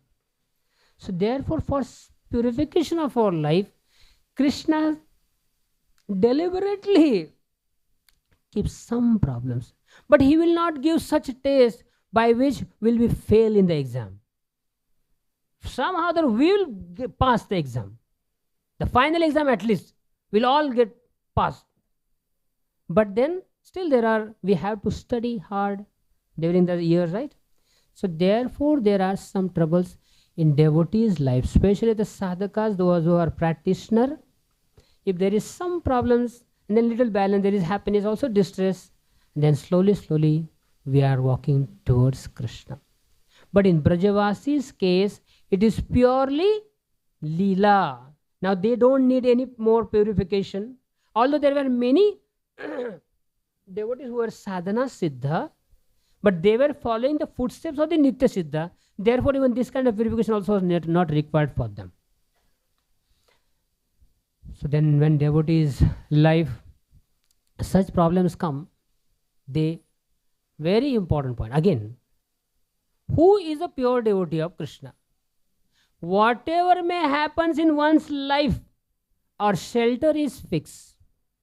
We don't look for another shelter other than Krishna. The Brajavasi's special quality is, whenever there were some troubles, some problems in their life, their first shelter was, not first, only shelter was Krishna. No one else, nothing else. Whether it's happiness or distress, they only remembered Krishna. So now all the cows and the gopas and the gopis, they came to Krishna. They started requesting Krishna, please protect us. And they are so pure, so innocent. And they are completely surrendered to Krishna. Krishna said, don't worry. Now it is mentioned, Krishna was in the courtyard of Nanda Maharaj. So now he didn't even have time to tight his cloth. It's mentioned that he didn't even have time to tight his cloth. He immediately ran towards Govardhan. And by the Yogamaya's arrangement, the path where Krishna was walking, only that place there was no raining. So Krishna didn't get even a single drop of the rain. And Krishna immediately reached Govardhan. And with his left hand's little finger of his left hand, he touched Govardhan mountain and uprooted the whole mountain. And Govardhan, simply by the divine touch of Krishna's hand, he became so ecstatic. He became so jubilant. He started roaring. That roaring sound was so huge. Literally it is mentioned, Govardhan started roaring, and that roaring of the sound started spreading everywhere in the universe. Finally the sound of roaring of Govardhan reached the Brahma Loka, and Brahmaji was in a meditation. His meditation broke simply by the sound, roaring sound of Govardhan. Brahma says, what happened? And as soon as Krishna touched Govardhan, Govardhan became so ecstatic. Now he didn't feel any pain. Although Indra was attacking him with the thunder, with a rain or hailstorm, with so much of wind. Actually, before even sending Samvarta cloud, Indra had ordered, there were 49 types of winds. Exactly is mentioned, our acharyas have mentioned, 49 types of winds. There is one type of wind is enough to destroy the whole village. But Indra called 49 types of winds and ordered them, destroy. That means from all the sides, Vrindavan was hurled by these winds. That means even Vayu Devata also was culprit in this case, not just Indra. So Vayu also was supporting Indra. So this when the wind came, now Govardhan was with so much of ecstasy. He started roaring. Govardhan started expanding. His size became so high, so high. Please listen. Acharya is right that Krishna was standing on earth. Krishna's height, whatever height is, he is lifting Govardhan hill on the little finger of his left hand, and Govardhan is increasing so high.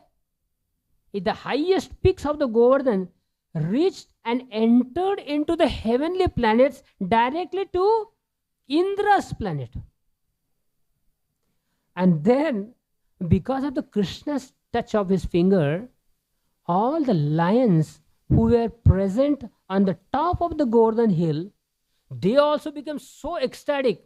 They came out of their caves and they saw white clouds everywhere. all the Samartaka clouds. And they mistook these white clouds to be elephants. And they started attacking them with their claws. They started ripping those white clouds with their claws.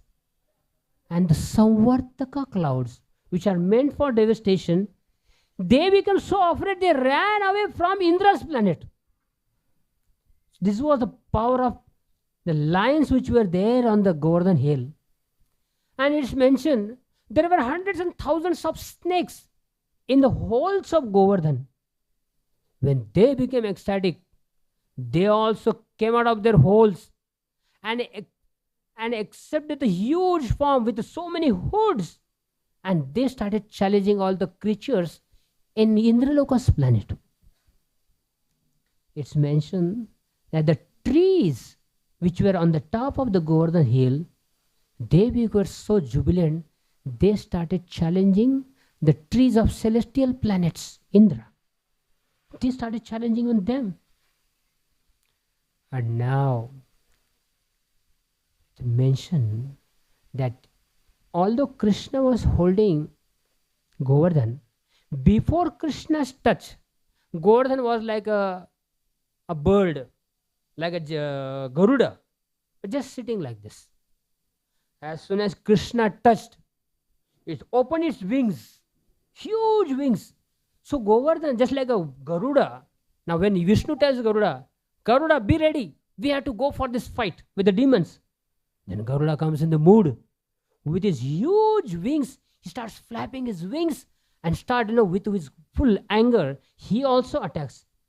So now Govardhan, there was no need for Krishna to attack anyone. He himself, like a huge Garuda. If you see the picture, Vishnu is standing on the back of Garuda. Garuda has a huge wings, and at the center of the back of Garuda, Vishnu is standing. But here, the role was exchanged. Instead of sitting on the top of the Garuda, Vishnu is standing below. Now, Garuda is standing on the finger of Vishnu. Govardhan hill is standing on the little finger of Krishna's left hand. And Govardhan was so jubilant, so happy. He opened his mouth. It's like, everyone in the heavenly planet, they become so fearful, as if like this Garuda or Govardhan will envelop or gulf everyone, swallow everyone. Then Krishna patted him. He said, cool down, cool down. Otherwise, Govardhan would have done everything. Then Govardhan cooled down. And then it is mentioned that even the birds and even small animals, they were also with a full mood of fight on the Govardhan. And then Krishna, when he lifted the Govardhan hill, we'll sing a little one song so that thoda so rahe to ud jayenge. We have some more time, so we'll sing one song.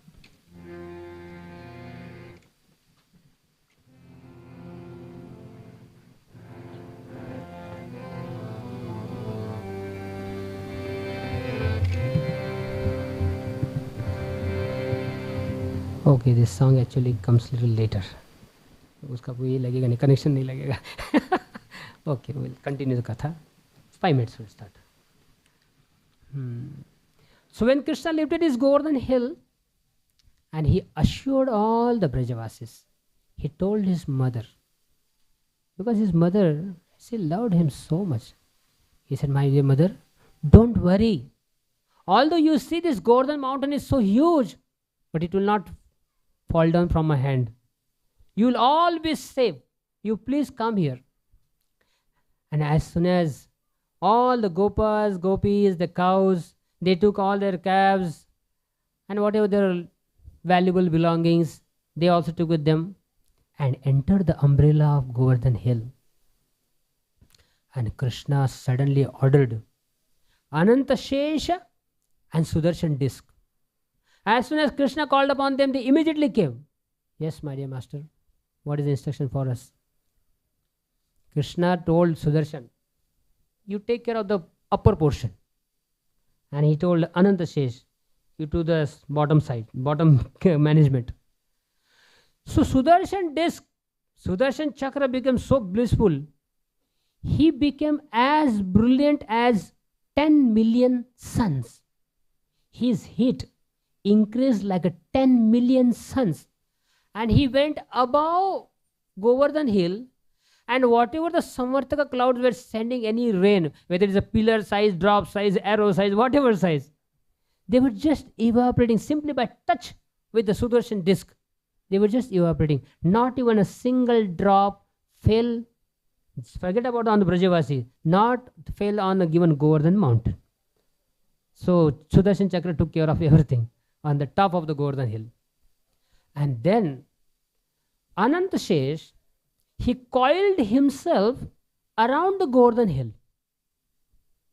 so that not even a drop of water comes from bottom, from below.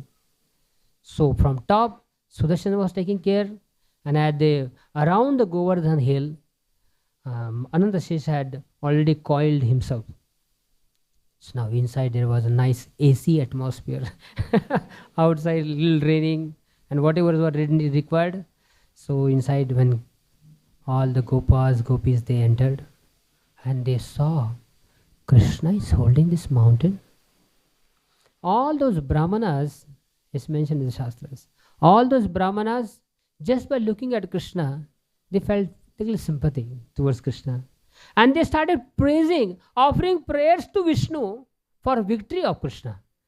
Please give some more strength to him so that he can continue his seva. So all the brahmanas, they were offering prayers for Krishna. All the elderly persons, out of parental affection, especially Mother Yashoda, she started kissing the forehead of Krishna. And then all these people, they sat in different groups. Acharyas mentioned. Some of the Brajavasis, the elderly Brajavasis, they got mixed with the Brahmanas, the priests and Pandits. And then there were some elderly ladies, they were sitting with their daughter-in-laws and daughters. But then there was another group, Sri Radha and her Sakhis. Actually, all our Acharyas, especially Krishnadas Kaviraj Goswami and other Acharyas, write, whatever may happen in Vrindavan, whichever Lila may take place in Vrindavan, but these gopis, they will never leave the lotus feet of Sri Radha. Like, for example, it's one of my favorite stories. I'll explain here also. When Krishna comes back from herding the cows, because whole day Krishna is away from the town, so all those brahmanas, they wanted to recite some verses from the shloka, some verses from the scriptures for the pleasure of Krishna. So they were all waiting for Krishna. So as soon as Krishna comes home at Nanda Bhavan, all those brahmanas in the evening, they sit at Nanda Baba's palace, main hall. They want to recite some verses for pleasure of Krishna. And then there were professional singers and musicians. They also want to do some performance for pleasure of Krishna. So everyone gathered, even the elderly family members of Krishna, they also want to talk to him because whole day he is busy. At least after dinner we can have some discussion. So all his Parjanya Maharaj, his grandfather, and then all his uncles and aunts and so many relatives, they also waiting at the main hall of Nanda Maharaj. And Krishna takes his dinner. And Nanda Maharaj understands that Krishna is very tired. And therefore he comes. And he was just about to make this announcement to all those who were sitting in the hall. He was just about to make an announcement that today Krishna is very tired, so he may not come to receive your services. But immediately Krishna comes from behind and pats on the father's back. He said, my dear father, how can I say no? These devotees of mine, they were whole day, they are simply waiting for me. They have no selfish desire. They just simply want to please me. Even if I'm a little tired, but I can't say no to them. So let them have this performance. So all the brahmanas, they started reciting verses, this, that, everything is happening. Krishna is pleased. Krishna wants to give, Nanda Mama wants to give some gifts to them. But then they said that, my dear Nanda Maharaj, we are not here to receive some gifts from you. We just want to please Krishna. And Krishna is pleased, our job is over. Now see, so many things are happening around 7 o'clock, 8 o'clock, 9 o'clock in Nanda Baba's palace. but there was not even a single gopi present over there. Where are those gopis? They are all sitting on a moon tower. In Nandagaon there is a moon tower. That tower is only for the Sakhis and the gopis. Sri Radha is sitting in the center, and she is surrounded by all his intimate associates, the gopis and the manjaris. So many things are happening in Nanda Baba's Bhavan, but they are simply at the lotus feet of Sri Radha. So similarly, even under this Govardhan hill, there are so many things happening under the Govardhan hill, but all the Sakhis and gopis and manjaris, they are at the lotus feet of Sri Radha. So now, under this Govardhan hill, all these different devotees, they are some of them are offering prayers, but Sri Radha, she's so astonished, she is so happy simply by looking at Krishna. Sees that Krishna has added one more glory in his seva, in his career or in his life, and she is so happy. She says, who is my Prabhu? What are his qualities? Every moment he performs such a leelas which are not difficult, which are unimaginable even for Shiva and Brahma. They can't even imitate Krishna's pastime. It is unimaginable for them. Like for example, Shiva is a Natwar. Nataraj is the master of all dancers. He is the best dancers. And he has a record. When he dances, all the universes are destroyed. He's a Nataraj. He's the best dancer. But when he sees in Vrindavan, Krishna is dancing on the hoods of Kaliya. So what's the special thing in that? Shiva comes in front of Krishna. He said, my dear Prabhu, you always have this habit of breaking others' record, right? He said, I am well known as a Nataraj, but you are such a special dancer because I dance on the fixed ground. The stage is fixed. Kailash mountain. Mountain doesn't shake like this. But I dance on the Kailash mountain. My foundation is strong and fixed. But you are dancing on Kaliya's hoods. And Kaliya is fighting with you. The ground is so slippery. It's not fixed. That means the demigod, actually we should not use this word demigod. There's so much of objection from people. Gods, you can say gods of the heavenly planet. The gods of the heavenly planets also, they can't even imagine that Krishna can perform such feats, such pastimes. So Sri Radha is thinking that how is this possible that Krishna, now when 7 days and 7 nights Krishna is standing under this Govardhan hill, lifting the Govardhan hill, and his position of his feet is fixed, Tribhanga form. Just imagine Krishna is standing in the threefold bending form, and this position is fixed for 7 days and 7 nights. When I was one time I was doing Bhagavad Katha in Jaipur, so it was Krishna's Janma. So in the Bhagavad Katha on the stage, one girl, she became a Krishna and other became Radha.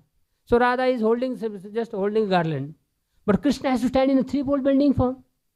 After 10 minutes, she stood straight, like this. And then I understood better, no problem, that we can't imitate Krishna. We can't imitate Krishna even for 10 minutes. Forget about becoming Krishna. We can't even imitate Krishna's simple activity of standing. All rights reserved. No one can imitate, no one can imagine Krishna's pastime. Even difficult for Shiva, Brahma and Vishnu.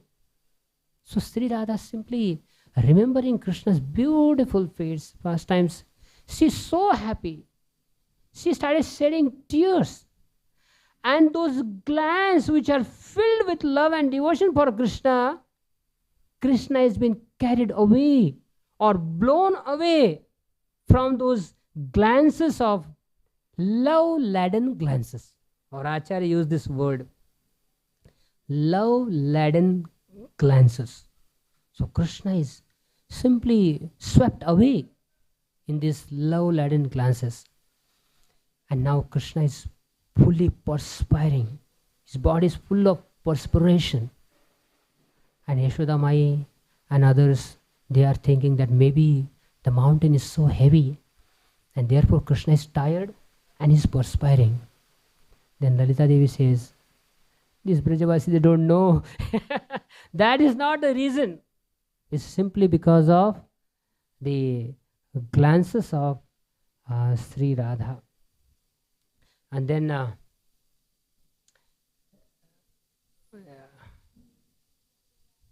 the gopis are looking at the ankle bells of Krishna. See, these ankle bells of Krishna by nature, they are so swift, they are so chanchal, they are so fast in their nature, because Krishna is always dancing this, that, and therefore the ankle bells are always moving. But here, during the Govardhan Lila, because Krishna is fixed in one position, Tribhanga form, so these ankle bells have no job. They are just silent. So the gopis are looking at the ankle bells of Krishna. They are saying, just see, all those chanchal boys, like talking to your children, who are always running here and there, they have become like a silent Mauni Baba. They are just those. Or another gopi says, no, actually it's like a white swan. They are sleeping in front of blue lotus flower. So Krishna's lotus feet are like a blue lotus, and these ankle bells are like a white swan. So white swan are looking at the lotus, blue lotus, and they are sleeping. So in this way, the gopis, they are meditating on Krishna's different form. So just to bring that seriousness, or bring everyone out of the seriousness, then Sridama, he says to Krishna, my dear Krishna, if you have become a little tired, then you can shift that Govardhan hill on my finger. Because you know very well that I am stronger than you. Many times during the days when we go for pasturing ground for herding the cows, I challenge you for wrestling. And most of the time, I defeat you. You get defeated by me. That means I am stronger than you. So if you feel, if you are a little tired, I can do your job for some time. I can hold this mountain. And the Madhumangal says, oh you stupid Sridama, there is no need even to hold this mountain. By my Brahma Tejas, by Brahmanical power, I can keep this mountain floating in the air without even touch. That is my Brahma power. It will remain floating in the air. And because the gopis by nature, they are very humble. And then the gopis start discussing amongst themselves. They are not standing close to Krishna. They are not sitting close to Krishna. Because all the friends of Krishna, they are sitting very close to Krishna. And elderly members after that. And the gopis and Sri Radha, they are sitting little distance away. Actually, in one place, Prabhupada writes, please listen, very beautiful story, Katha or Lila, pastime. When Krishna goes every day for herding the cows around 8 o'clock, 8:30, then all the Brajavasis, they know, no, we can't see Krishna for whole day. So therefore, everyone comes out from their homes just to say goodbye to Krishna, bye-bye, or see off Krishna. And there is one special Chauraha, main place of the village, where everyone gathers to see Krishna off. And now Krishna comes to this place. Every single Brajavasi is present over there. And everyone wants to see Krishna. So how to see Krishna? So therefore, the first Krishna is standing in the middle, and the first circle, Krishna is surrounded by the first circle of devotees. They are all elderly Brajavasis, like Nanda Baba, Yashoda Mai, and all the elderly Brajavasis, they are standing in the first circle. And then the second circle of all the cowherd boys.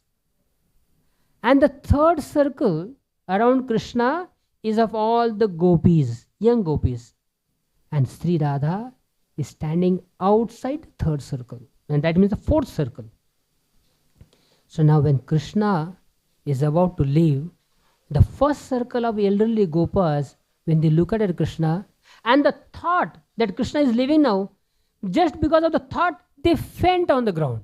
They just fall on the ground, they fainted. And as soon as the first circle of the devotees, they faint and fall down on the ground, the second layer, the second circle of devotees, they get to see Krishna. They see Krishna's darshan. Now because the first circle is already lying down. And when the second circle of devotees, they see Krishna, now their thought comes in their mind, now Krishna is leaving us, they also faint. And they also fall down on the ground. And then the third circle gets a darshan. And finally when the third circle darshan is over, they also faint and lie down on the ground. And finally, Sri Radha and Krishna, they glance on each other. They share their love without even coming closer to each other. And then Sri Radha finally faints and Krishna lives. So Prabhupada told this story. So then Prabhupada said that, see, Radha and her gopis, they are not sitting very close to Krishna. They are very far. So here also underneath the Govardhan hill, they are away from Krishna. But actually Krishna is a prisoner in their heart. Everyone has a relationship with Krishna. But Krishna and the gopis, their relationship is so intimate that Krishna has become a prisoner within their heart. Krishna cannot leave them even for a second. So in this way, now underneath this Govardhan hill, everyone is so happy. So someone may ask, it is all mythology. A person can, a human being, ordinary person can lift a Govardhan mountain for 7 days and 7 nights, and that too a little finger of his left hand. And do you believe all this foolish stuff? It's all mythology. So generally we give this example, Suppose like, Nitin Prabhu, can you hold this chair and lift it up aloft like this? That plastic chair, just for a minute.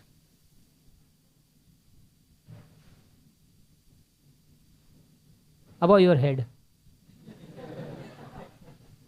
Little above. One hand, yeah, Maharaj is saying one hand. Good. So now you see, for Nitin Prabhu, it's so natural and comfortable to lift that chair with one hand. And all of us for also, it's very so comfortable. It's not a big thing. If there is some cockroach or ant just crawling nearby Nitin Prabhu, and that cockroach or ant sees, oh my God, this human being has lifted a mountain called chair. For an ant or an insect or a cockroach, this chair is like as big as mountain. Yes, Prabhu, now you can keep it. So this chair, thank you, Prabhu. So this chair is like as big as mountain. So there's naturally the ant or a cockroach or insect cannot lift this chair. So for them, it's a mountain. So similarly, why should we compare ourselves with God? That's our problem. We always either try to bring God to our level, or we try to go to His level. And both are wrong. Both are wrong. Just like, there is one more phenomena. During the rainy season, on the street lights, there are hundreds and thousands and literally millions of some flies, insects. They come only during that time. They get born around 7 o'clock in the night at sunset. As soon as the light is on, the hundreds and thousands of millions of those insects are born at 7 o'clock at night, 7 o'clock in the evening. 9 o'clock they all get married. 9 p.m., 7 p.m. they are married, 9 p.m. they get, 7 p.m. they are born, 9 p.m. they are married, by 1 p.m. or 1 a.m. in the morning or 2 a.m. they have so many children also. And by the time the sun rises, they all are dead. You will find all their dead bodies lying on the street. Have you seen? Most of us have seen. All those insects and flies, they are born in the evening and they are all dead in the morning.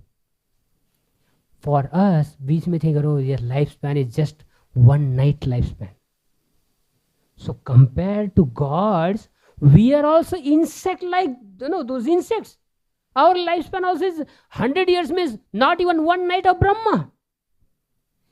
Compared to Brahma, we are not even insect. We're not even insect. But then we have a audacity of comparing ourselves with Krishna. And Brahma is nothing in front of Krishna. So what's the difficulty for Krishna to lift a mountain? For us it is difficult. But we should not think that because I cannot do, therefore Krishna also cannot do. There are some things which are beyond our capacity to understand. There are hundreds of such things in this world. What should we do? Simply accept. There is no other way. We cannot be all omniscient. Let there some things in this world which are unknown to us. Why should we all the time demand, I should know everything. I should know about her, I should know about them, I should know everything what's happening in the world. Why should you know everything? Let there something which is unknown to you, because you are not God, you are not the controller, you are not the creator of this universe. Let something unknown to you. What's the problem? So similarly, even God's realizations also, there are some things we can understand through logics, and there are some things which are simply for relishing. If you try to put logic and arguments on Krishna's Lila, the juice is lost. We'll never experience that juice or that nectar if we use logic and arguments in Krishna's service. Of course, we should not be sentimental, but at the same time, there are some areas in Krishna's Lila which would be understood only by heart, not by intelligence. So when Krishna lifted Govardhan hill, you are an insignificant ant, you simply accept it. That's all. So Krishna kept that, holding that Govardhan mountain for 7 days and 7 nights. Now finally, all the Samartaka clouds, they went back to Indra and reported him. They said, sorry, my dear master, we cannot harm. We could not even separate. Please listen this carefully. This is directly from the Acharya's commentary. We could not separate even a single leaf from a tree of Govardhan. And how many trees are there? Millions of trees are there on the Govardhan hill. And we could not separate even a single leaf from the tree. Forget about creating some harm to the Brajavasis. No way. Indra couldn't believe. Indra said, how is this possible? You couldn't do any harm. Okay, I'll join you. So he rode on his carrier elephant, Airavata. Let me see what's happening there. So he rode on an elephant, and his finest weapon, that is Vajra, thunderbolt. And he saw, he was shocked. The Govardhan hill was floating, standing on the little finger of Krishna. There is Ananta Shesha, Sudarshanana above. Still he didn't understand anything. He's such a stupid. Sometimes it happens, when we are carried away by Maya, seriously it happens. We may be very intelligent people, we may be very charismatic, but sometimes the Maya's attack is so strong, even simple common sense also, we don't understand. Common sense, even a stupid person also can understand this, but we will not understand. Because the time is so strong, the Maya is so strong at that time. So Indra was also carried away by this Maya, at least in this Lila at least. So he is seeing that Sudarshan Chakra is there and Ananta Shesha is protecting there, and still he dared to lift his weapon, thunderbolt. As he was about to hurl at Krishna and Vrajavasis, Krishna said, enough is enough now. I forgive you for so many days, but now you want to hurt even thunderbolt? Krishna did something. He froze.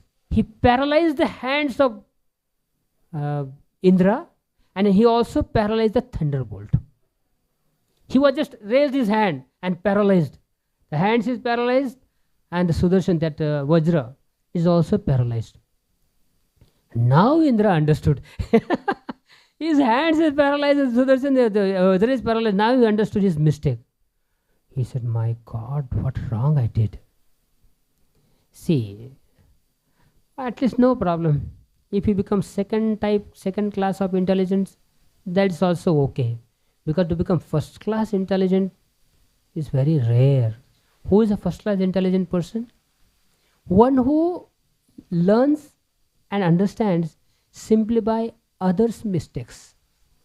When someone commits some mistake and you see what mistake they are doing and what punishment and what reactions they are getting by their mistakes, simply by looking at them, we learn the lesson. Oh, I should not do that. That is a first class intelligent person. Second class intelligent person is, he has to go through the experience. Okay, he might have done some mistake, but I will do little very tricky way and very intellectual way. I know better than him, so I'll also try. As a second class intelligent. So at least Indra, second class is okay, but we should try to come to the first class level. Anyway, so then Indra understood his mistake. He went back to his abode, heavenly planet. He went in his room. He stopped drinking, eating, and he just kept, in a dark room. He was just simply repenting. And at the same moment, one person arrived in heavenly planet. You know who was that? Huh? No. There was one messenger of Kamsa. He was a son of demon Drumila. He came to Indra and he says, Master Indra, I have a message from Kamsa. He said, what is the message? Kamsa is thankful to you. He is very grateful to you. For what? I couldn't do any harm to Krishna. I sent so many demons. I couldn't harm any Krishna. But you tried your best. That's good. And Indra became more repentant. He felt this. I tried to support this rascal Kamsa. So I am also in the category of this demons Kamsa. And immediately he said, get lost from here. The son of Drumala immediately said, give this message to Kamsa that henceforward I will not support you. I am not fearful of you. I will fight against you. This is the message by Indra. He sent through this messenger to Kamsa. And then Brahma Indra said, what to do? He went to approach Shiva. He said, my dear Shivji, this has happened. Shiva said, my dear Indra, I am extremely sorry. I cannot help you. You know why? Because my rapport with Krishna is very nice. My relationship with Krishna is very nice. So I don't want to spoil my relationship by helping you, okay? You please go somewhere else. He went to Brahmaji. And Brahmaji said, Indra, you ignore stupid Krishna. Radhanath Maharaj uses this word, we cannot use. He said, you stupid Indra, but you are not the only stupid. I am also stupid like you. Just few months back, I also did the mistake like you. I also tried to disturb Krishna's Lila. I stole his cows and cowherd boyfriends. How can I help you now? If I come with you, Krishna will chastise both of us. So better you go and approach a person who Krishna is very dear to them, and Krishna also loves them. Who is that person? Then Brahmaji said, go to Surabhi cow. And then he said, okay. And devotees by nature, they are very humble, very compassionate, very kind. So as soon as he approached Surabhi Mata said, okay, no problem. So Surabhi and Indra, they all went to Vrindavan. Now by this time, okay, now sun has risen now in the sky, and they were all, rain had completely stopped. Then Krishna told all the Brajavasis, So my dear Brajavasis, the problem is over now. You can go to your respective homes and continue your services. So all the Brajavasis, the cows and everyone left.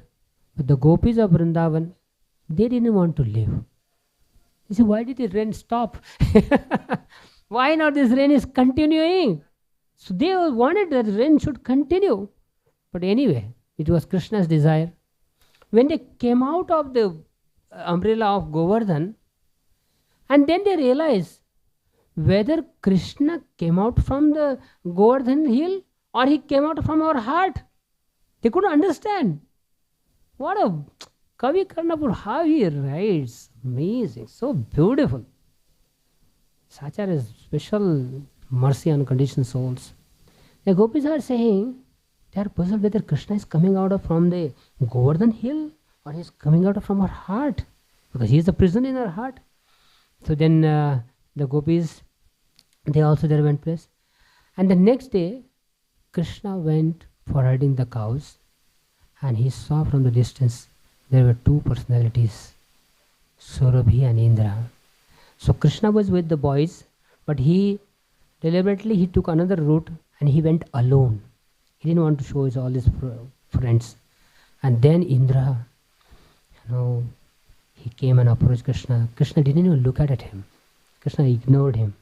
And then Surabhi cow, Mother Surabhi, she came and she said, "My dear Krishna, he's a stupid child, but he's yours. Please forgive him." Then Krishna, because Surabhi has given that application, so Krishna forgave him. Such a beautiful lesson. Please listen. In this world, all of us are conditioned so like Indra. We have no qualification. Forget about qualification. There is no chance of ours getting service of Krishna. Engage in Krishna service. No way, no way. Because this material world, especially the Kali Yuga, is like a dustbin. What do we throw in the dustbin? All the garbage, right? So when you throw some garbage in the dustbin, do you also go again and look at it in the dustbin?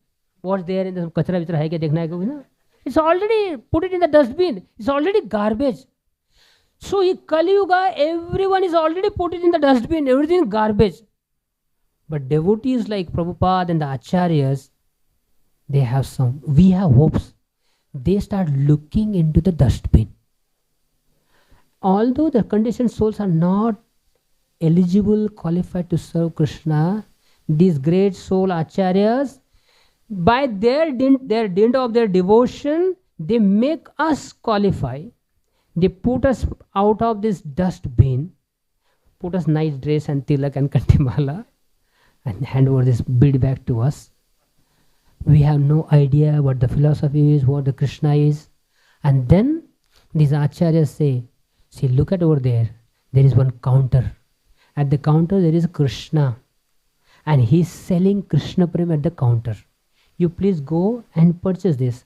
When the conditioned soul goes to the counter and he finds out the purchasing cost of this Krishna Prem, 1 crore rupees.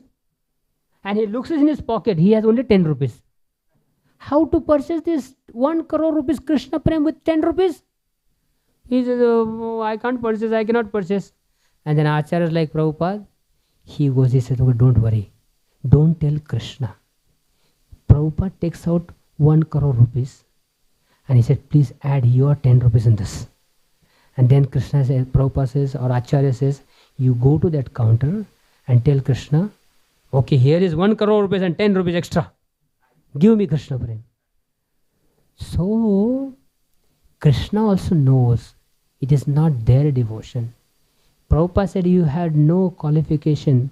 I made your qualification. That means this story. I made your qualification means we had no power to purchase Krishna or Krishna Prema. But in this born in the Kali Yuga, by the mercy of these Acharyas, please listen, this Krishna Prema or Goloka Vrindavan, it was not even theoretically known to Satyuga people. It is so secret, so hidden, The most scholarly sadhus, rishis and pandits, they had no idea. At the most they would know heavenly planet. So heavenly planet is Vaikuntha. By Sri Chaitanya Mahaprabhu's mercy, that Golok Vrindavan is not even known, is accessible to everyone. And those who are following the path of this Chaitanya Mahaprabhu's parampara and acharyas, they are one step more merciful than Chaitanya Mahaprabhu. So by their mercy, their kripa, somehow or other, we are in the garb of a devotee, in the dress of a devotee. But no problem. Continue this natak, this drama of being a devotee. One day this drama will become reality. And the entrance of Golok Vrindavan will be there. So, Surabhi Mata, she said, please Krishna, accept him. And then Krishna accepted him. He fell at the feet of Krishna. And then finally, he wanted to accept Krishna as a Govinda. Not just a master of Vrindavan, but the master of the whole universe. So therefore he made an announcement. And then Shiva, Brahma, and all the gods and the goddesses and their gods' wives and rishis and sages, everyone gathered at Govinda Kund. And then they accepted. So at 11:30 sharp, the darshan will open. Before that, we'll finish. At around 25, we'll finish so that we can get a darshan. So all these gods, they accepted Krishna as their master. And Bhaktivinoda Thakur beautifully writes this in the song.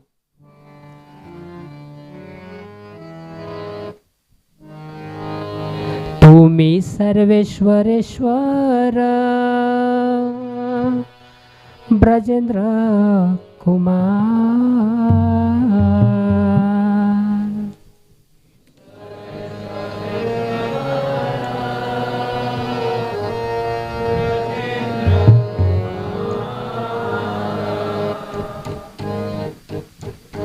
Tumi Sarveshwareshwara Brajendra Kumar.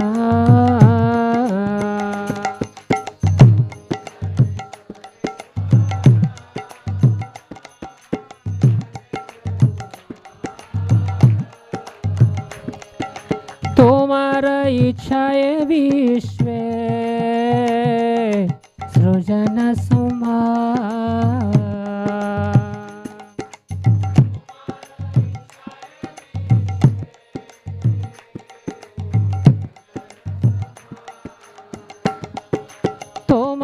इच्छाए विश्व सृजन समार.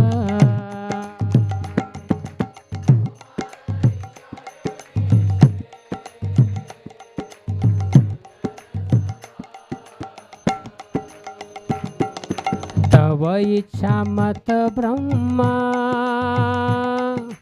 करे न सृजना.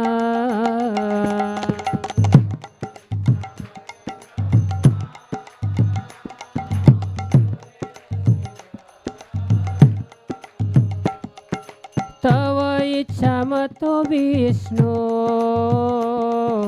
करे न पालना.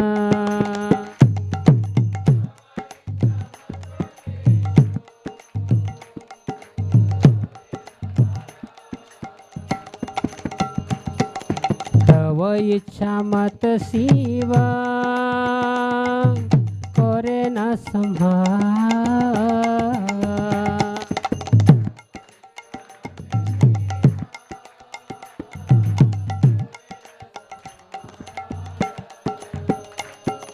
तव इच्छा मते माया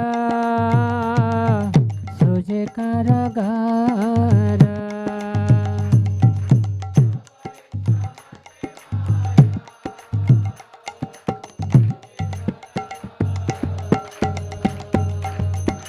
तव इच्छा मते जीवे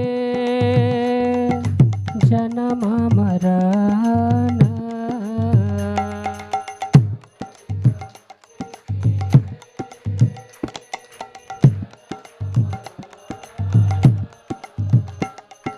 समृद्धि निपटे दुख सुख संघटना.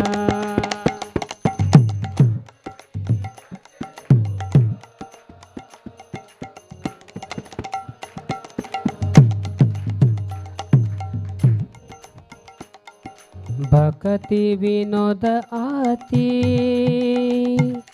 दीना किंचना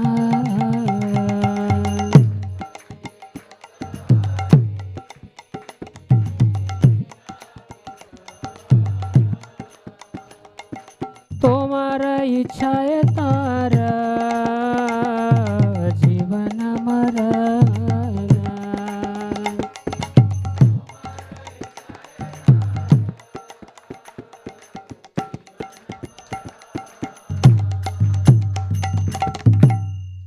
I can continue for hours, but I really feel ashamed. Maharaj, please speak something, Maharaj. You have 1 hour, Maharaj, no problem. Please speak something, Maharaj.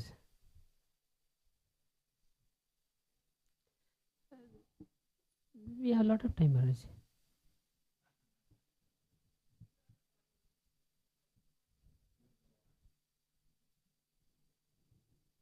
At least some few words.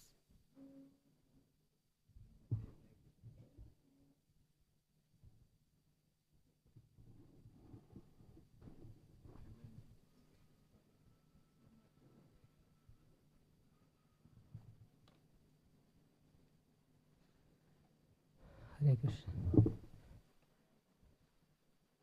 You know, 11:25 will end here. If I have to end, then I'll stop at 11:25. If you want to speak, you can continue hours, no problem. So then this Surabhi cow and Indra, they came. And all the gods, Prithvi, earth, she came in the palanquin. Durga, she came riding on a lion. Shiva came riding on Nandi, bull. Then all these other gods, they had their one particular vehicles. So they came. They all gathered at Govinda Kund. So then Govardhan ji offered a special throne of Govardhan Sila, where Krishna sat on this Govardhan Sila. Indra is a carrier Airavata. He has 5 tusks. With his 5 tusks, he brought the water from celestial Ganges from heavenly planet, Akasha Ganga. So he brought celestial Ganges water from the heavenly planet, and with his 5 tusks, he did the Abhishek of Krishna. And all that water which Airavata did, that water got mixed in the Manasi Ganga. Surabhi Mata, with her own nipples, she did the Abhishek of Govinda or Krishna. That all that milk formed in one place, that became a Govinda Kund. Vayu, he brought special chamara. Vayu Devta, demigods Vayu, he brought a chamara and he started fanning Krishna. Agni, he brought incense and he started offering incense to Krishna. Brahmaji brought Panchamrita. With that Panchamrita, he started doing Abhishek of Krishna. And then, who else is there? Varuna. Varuna brought umbrella. So he also offered that to umbrella to Krishna. So in this way, and all the goddesses, wives of the gods of the heavenly planet, they started massaging the divine bodily limbs of Krishna with the finest oil which was brought from heavenly planet. And then Shiva, with his 5 heads, he started doing arati. Brahmaji with his 4 heads, he started singing. Actually, Shiva with 5 heads, he started singing, and Brahmaji with his 4 heads started doing arati. So in this way, all these gods from the Urvasi, all the Apsaras, Kinnaras, Vidyadharas, Charanas, whoever is there in the heavenly planet, they all came and they unanimously accepted Krishna as their Govinda, as their master, of the universe, master of the universe, Govinda, Shamasundar, Krishna. And then, while this was happening, Krishna's Golwal friends, they were hiding behind the bushes and Govardhan Shila's rocks. And they were all watching. What is this happening? A person with 5 heads, he is singing. Person with 4 heads is offering arati. And there is one special person, he has eyes all over his body. And all those eyes all over his body, they are all shedding tears. That means the whole body is shedding tears, Indra. And then all those goddesses with their opulent paraphernalia, they are also worshipping. Even 7 oceans, they also came in a person form. All the 7 rivers, they also came in a person form. And they also did Abhishek of Krishna. While this is happening, Krishna saw that all these coward boyfriends, they are hiding and watching this. Krishna spoke to Brahmaji in his ears. He said, please do it fast. My friends are waiting for me. Then Brahmaji understood and realized, we all gods, our services are so important. We are the bosses, practically, like, whole universes. We are the boss and the controller. But here, in Krishna's service, Krishna is doing, it's like an austerity for Krishna to receive services from us. And those coward boys, they have no idea whether Krishna is God or not. Their love and devotion is so simple. And Krishna is waiting. He said to Brahmaji, he said, please Brahmaji, do it little faster. My friends are waiting for me. So then they did it fast, and then immediately they all went to their respective abodes. And with the same paraphernalia, all those coward boys, this is all mentioned in the Acharya's commentaries, you can read afterwards. They all came with the same paraphernalia. Pranam. Thank you. Please bless me, Mataji. Oh, thank you. So with the same paraphernalia, all those boys, they started doing arati and offering to Krishna. And then, because we are getting late now, we have to stop. So then Krishna immediately went from that place. And when Nanda Maharaj and others, they came to know, His Holiness Kavi Chandra Goswami Maharaj Ji ki Jai, Srila Prabhupada ki Jai. So when Nanda Maharaj, so all these boys, they started giving report. Within 5 minutes we'll finish, because at 11:30 sharp darshan will open, so all 25 we can go. So Nanda Baba, all these boys, they reported him. Our boy Gopal, he's not an ordinary person. He must be some god in the heavenly planet. But then Nanda Maharaj and Yashoda Mai said, no, how can he be a god?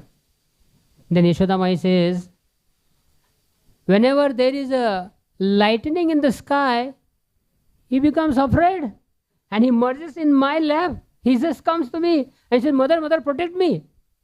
Simply by seeing the lightning in the sky, he becomes afraid. How can he be God? And Nanda Maharaj says, Param Satya, absolute truth. I have seen Krishna, he never spoke the truth. He only spoke lie. He is not even truth. What to speak of? Absolute truth. She is not even speaking lie. He always speaking lie. So in this way, even Krishna also wants all this majesty and godliness and aristocracy and opulences, awe and reverences. That is for gods in the heavenly planet. But at my home, I am just a child of my mother Yashoda and Krishna, and I am a lovely darling of the gopis. So this is beautiful Krishna Lila. Thank you very much. Hare Krishna. So we all can take darshan of Govardhan.